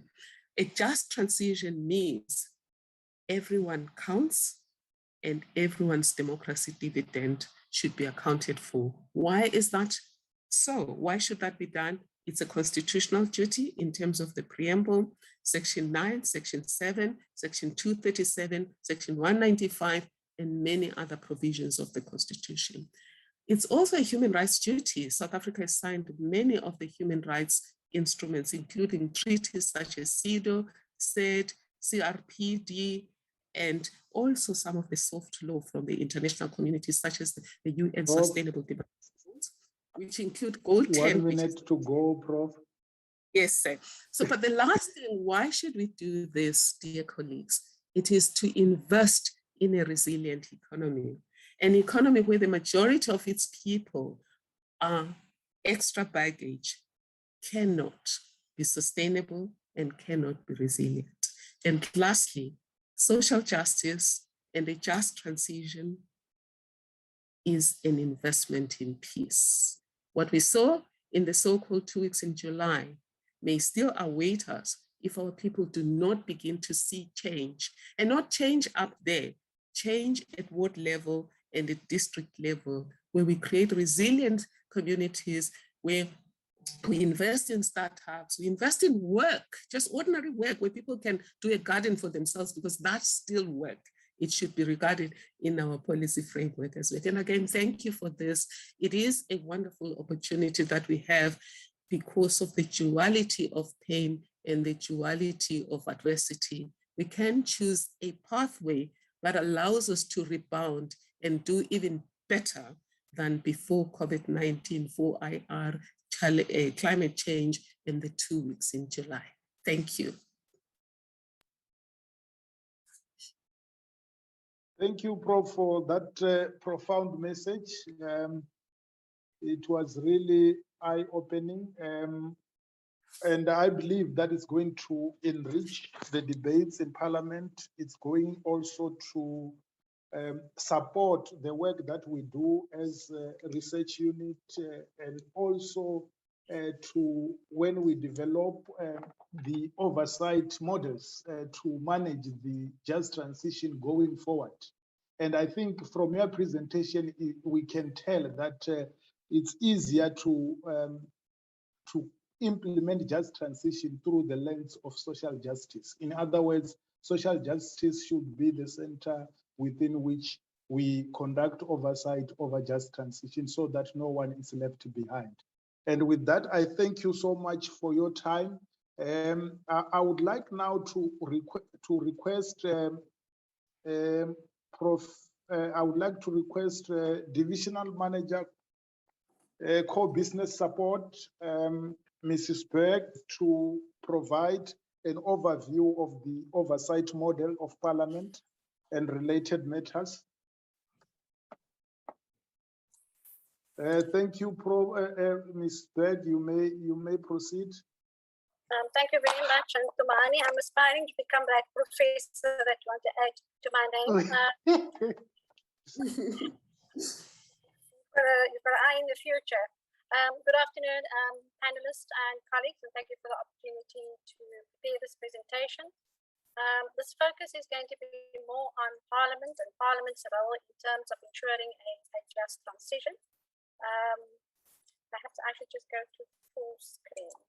Let me go there. Out of the way. This is going to be the focus of the presentation, just to look at Parliament's role in relation to the National Development Plan. And I thought I should take maybe a detour to look at the transition Parliament has made from the 5th Parliament to the 6th Parliament, with particular reference to the strategic plan and the changes that we've seen in that strategic plan. I think it's a telling sign of an assessment of Parliament's role, particularly in relation to oversight and holding the executive to account. And it does differ from previous strategic plans that the institution has adopted. And that change signifies a different way of working and a different way of exercising the core mandates of Parliament. We will then focus, as the Chair has indicated, particularly on Parliament's oversight plan, and then what that means for a just transition with specific reference to Chapter 5 of the National Development Plan, and then specifically looking at what are the key outcomes that Parliament needs to look at to ensure that we have an outcomes-based oversight that can be clearly measured and where executive is prompted then to execute against plans that's been adopted and agreed to. So just from a perspective from where we were in 2012 with the adoption of the NDP, this has also become a centre of focus of Parliament's oversight over the executive, and it's also aligned with the vision of Parliament across the 5th Parliament, 4th and the 5th, as well as the 6th Parliament. Now, Chapter 5 of the NDP obviously focusing on environmental sustainability and transition to a low-carbon economy has found its way in a number of the committee oversight activities that's been rendered by Parliament, particular focus in terms of SDG goals, as well as COP exercises, particularly in preparation for COP26. We've noted the prerequisites for particularly achieving this low-carbon economy and what it requires in terms of government policies, particularly on that of adaptation, looking at the impact of climate change through the lens of the nation, thereby trying to improve the resilience of the nation to stave off some of the negative impacts that climate change may have on South Africa. Also looking at the NDP forecast to a peak in SA's carbon emissions by 2025. And I think we need to underline and underscore 2025 because we're very close to the end of 2021. And looking at the recent results in terms of where South Africa finds itself in relation to the continent in terms of our carbon emissions. So what does this transition then entail? And I would want to suggest it does require a balancing act between the needs of the nation versus climate change versus low carbon economy. And I think a number of the presenters have earlier spoken about, on the one hand, investing in new technologies to address climate change, but also the temporal nature of some of the employment that it will create, whilst we already have a growing unemployment rate.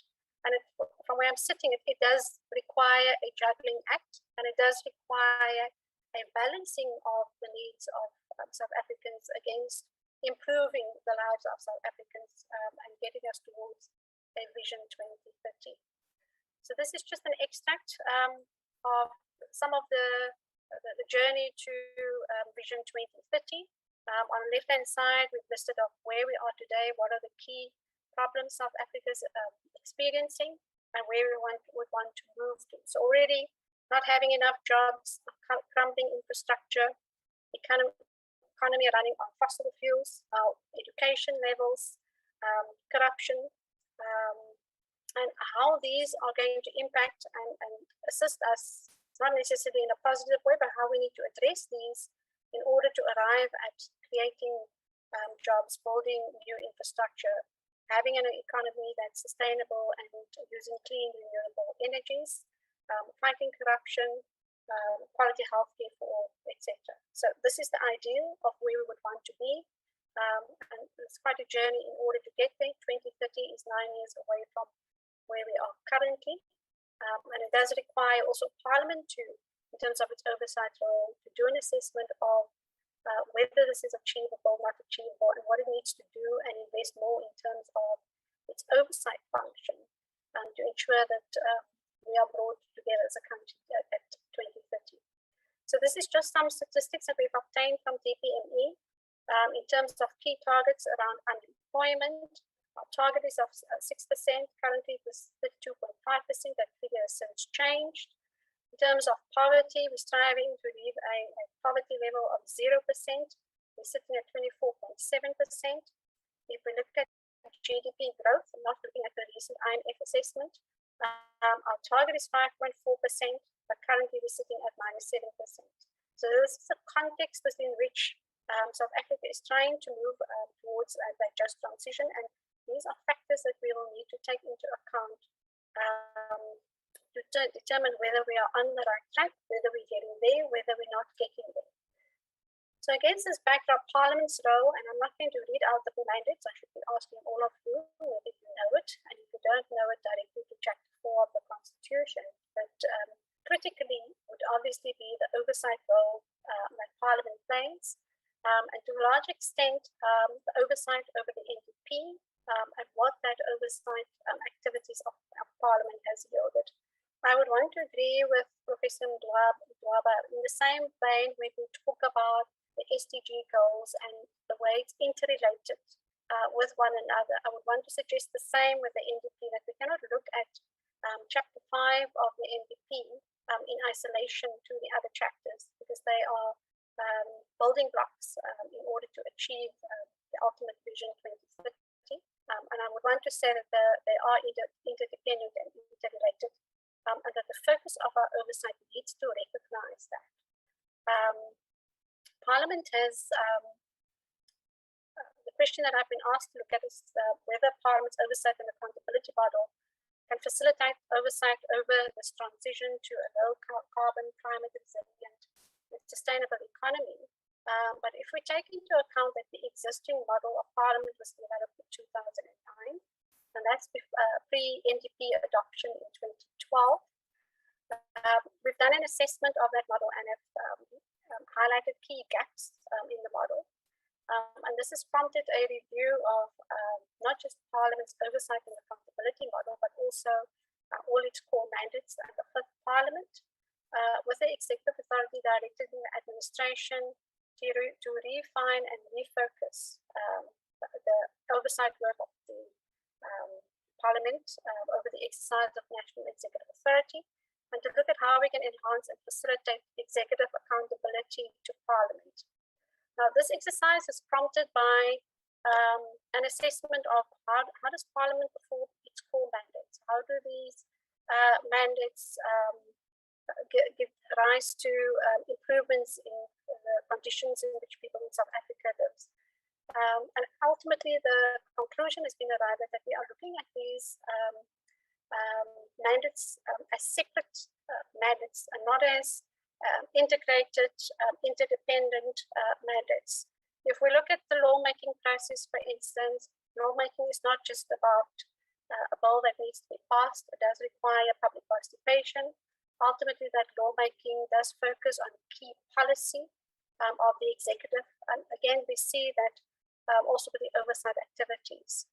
The insular planning and coordination amongst committees, we will have a portfolio committee on energy, a portfolio committee on transport, and those committees will then focus on their portfolio almost exclusively, not actually focusing on what are the interdependencies with other portfolios. So the request is to move to more of a systems approach to the core mandates, to look at integrated oversight on cross-functional portfolios, and then also to look at the planning and coordination amongst committees.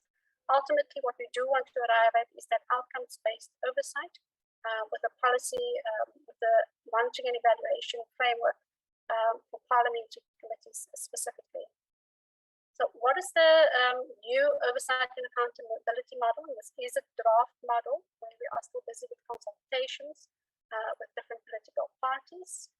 Key focus there is obviously on fiscal oversight, also looking at the role of the Parliamentary Budget Office, and proactive oversight with a view to contribute to future budgets. I think ultimately the message is, if we focus on the budget and where it is spent, those budgets are linked to programs and to policy execution of the executive, and we should be able to link performance with a budget spend. Another focus area is to enhance focus of oversight on the objectives of the NDP in a coordinated fashion, so that Parliament is able to report on progress against the NDP based on its own oversight activities. The accountability framework of Parliament also needs to improve, and then we would also have standardization of oversight mechanisms, etc. Now, the strategic plan of the sixth Parliament, I've highlighted the vision there as well as the impact. But I think what is important in terms of how the strategic plan differs from previous ones is that there's only a single strategic outcome. In previous strategic plans, we had a number of strategic goals. We had a focus on more of what the administration was doing. The focus was more on minutes and reports being produced within a particular time frame. So we can see that there's a clear transition in terms of how Parliament has viewed its role and the need for it to change its focus more on what members are doing in terms of their representative functions. So the single strategic outcome for Parliament is that of a more responsive and accountable government. So looking at increasing governance responsiveness and accountability by improving oversight of the executive. This is also represented in the strategy map of the sixth Parliament. Just to show another maybe digression from a move away from previous strategic plans, the focus has always been on committee oversight and plenary oversight. So in the sixth Parliament's strategy, we find that constituency oversight work features prominently, which is a positive direction because this allows for individual member oversight also to find expression in the work of Parliament. So ultimately, the resources provided by the administration in terms of analysis, synthesis, better tracking, capacity building, should become inputs for members in terms of their work through the time allocations to committees, members' capacity, oversight plan, and deeper insights. And these inputs then informs the activities of members within constituencies, within the work of committees, as well as plenaries. And ultimately, we would want to achieve this impact 2030 to reduce poverty, unemployment, and inequality. And there's a direct link between this as well as achieving the just transition that we've spoken about extensively today. This is just another depiction. I'm not going to speak to this, but it's just an M&E type logic framework, setting out the key components to arrive at the Vision 2030. The strategic plan does make provision for impact indicators. Those indicators are the pre-listed here, reducing poverty, unemployment, and inequality. So Parliament will be tracking this to an independent stats essay information and not its own information, because the importance of independent 1 data. minute left. Chair, you're not being fair. I'm only getting I think we had given you, I think underestimated your contribution, but we had given you 10. But I think you can take 3 minutes to finalize, because we would like to have a proper close of this item. Okay, I think what is important to highlight is the strategic initiatives that's made provision for in the strategic plan. These initiatives all speak to one another, but the critical one is that Parliament has decided to adopt an oversight plan. And this is a pictorial representation of that oversight plan, where there are thematic areas being proposed, and the political leadership has agreed on those thematic areas. And this will then become key focal oversight areas that the Sixth Parliament will focus on. That's first one is that better budget oversight, the increased government response, the reduced poverty, unemployment, and inequity, social cohesion in safe communities, and in regional and international relations.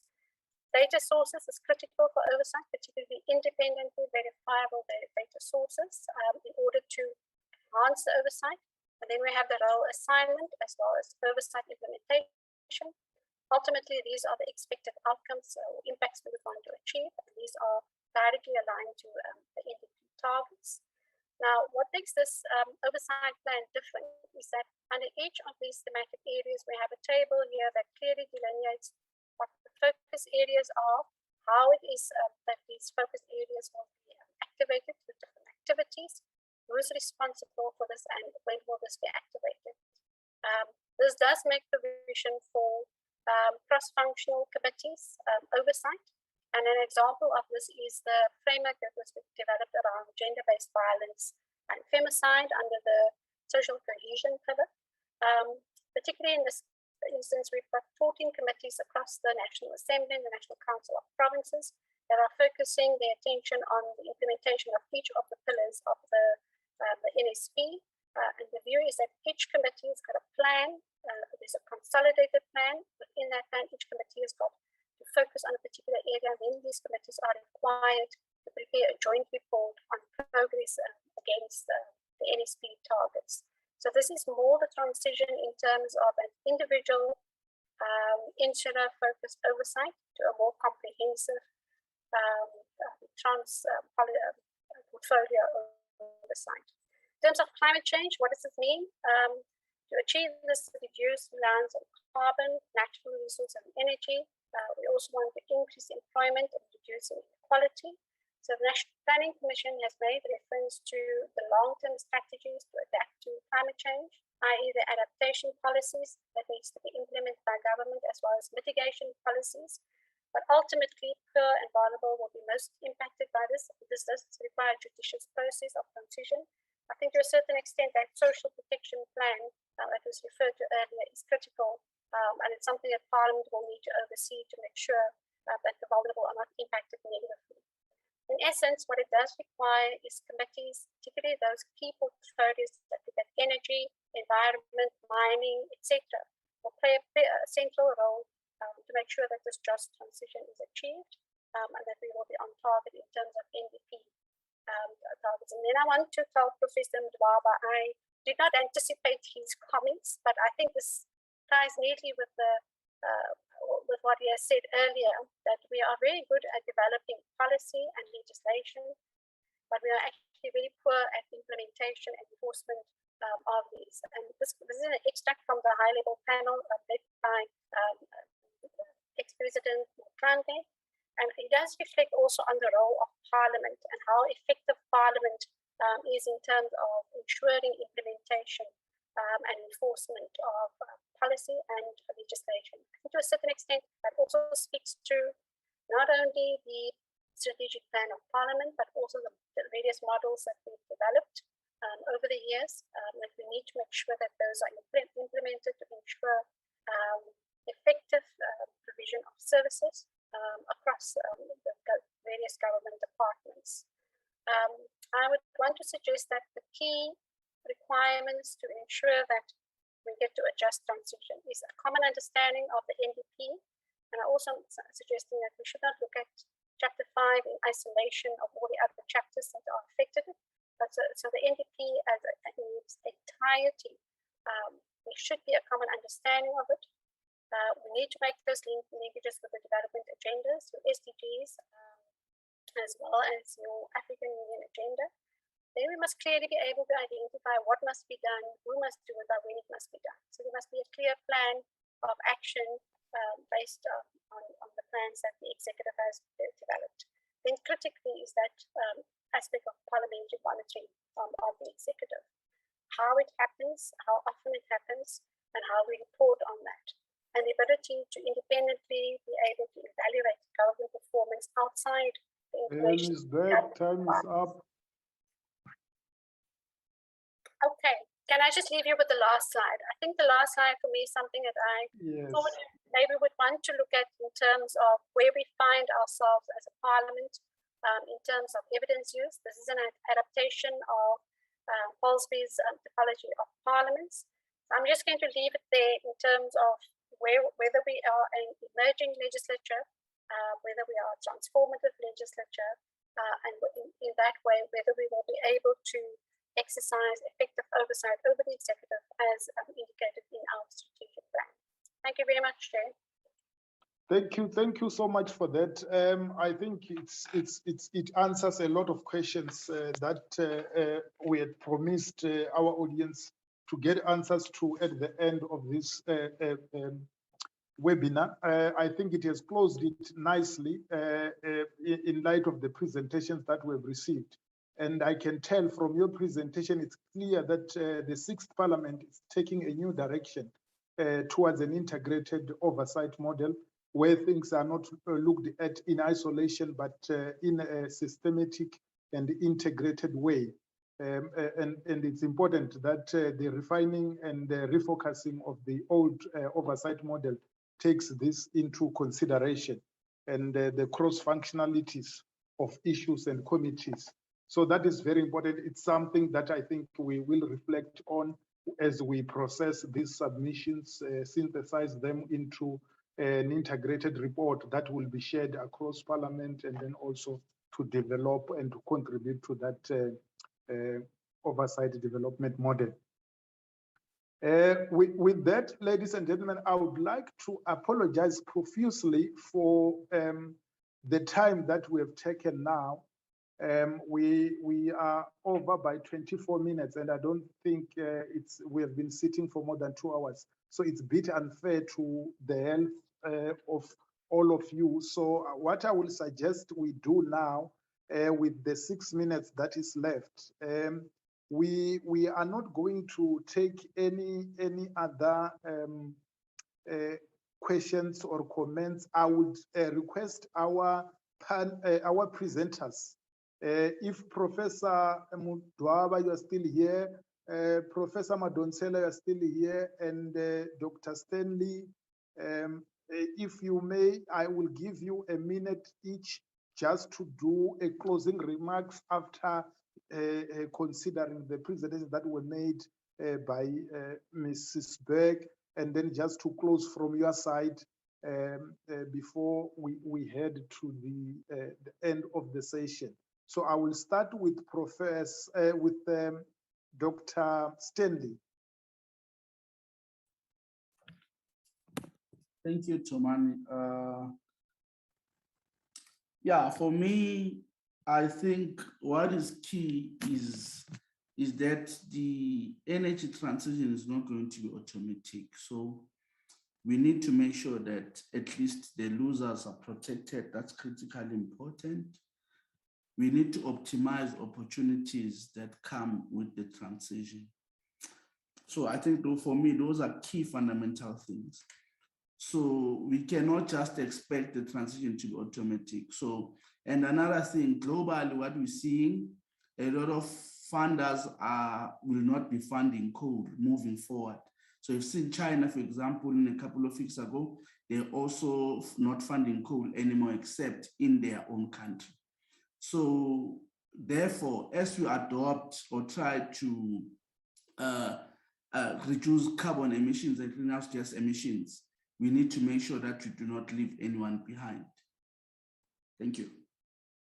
Thank you for that. Thank you so much, Dr. Stanley. Mrs. Ngongwane, are you there? Yes, I'm here. Yeah, I at least think, you have got a minute just to wrap it up. Thank yeah, you. I think what has really come out from this webinar is that we have a lot of inhibitors, a lot of barriers that we must really try and balance as we move into decarbonization of our economy.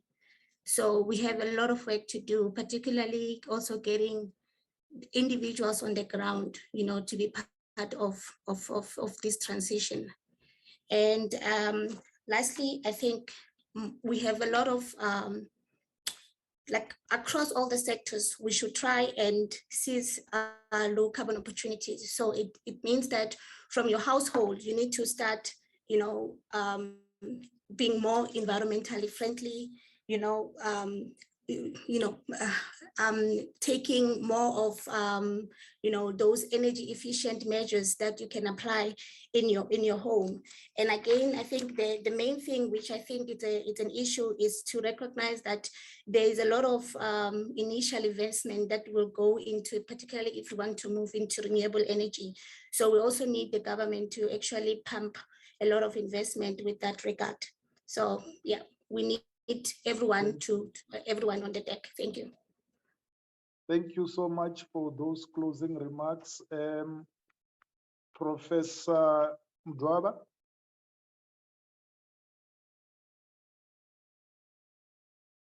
Professor Mdwaba, are you still there? Professor Madonsela, are you there? It appears we do not have the Professor Mudwawa is not there, and Professor Madonsela. Mrs. Berg, would you like to provide just a minute of wrap up from your side? Thank you very much. I think the presentations were, I must say, was very well coordinated. I think there's a lot of work that needs to be done on Parliament side. If I look at the level and quality of information that's been presented, I must say when Katlego presented on equality, my first reaction was which committee is overseeing this particular aspect, and to what extent are we as technocrats in Parliament or faith with all these the information that's being presented to us. So it will, from a knowledge management perspective, become more important for us to not only educate ourselves, educate our members, but also to make sure that we have a common understanding of where we want to move forward as a country, and then what role it is that we play, both as a parliamentary administration and then obviously as members and committees in Parliament. Thank you very much, Chairperson. Thank you so much for those closing remarks. Most definitely, that is the aim.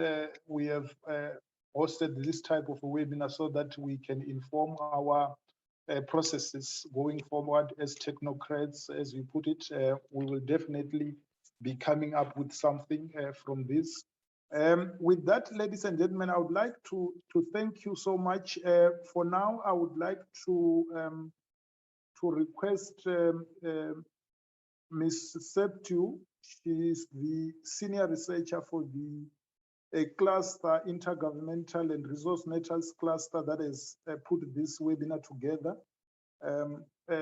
She is going to give us closing remarks, and I would like her to take the podium now. Ms. Septu, are you there?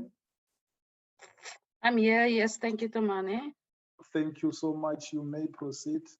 I don't know, if someone has taken my rights away, perhaps because I'm not able to start my video, but that's okay. I see you are appearing as Carmelita on the screen, but it's fine. We can hear you. Okay, thank you very much, Tomani. Let me just, I think I probably have 1 minute to say. I really just wanted to thank everyone that came up today. I specifically wanted to thank 5 categories of people. First, I would like to thank our esteemed guest speakers. I don't know how many of them are still left on the platform at the moment.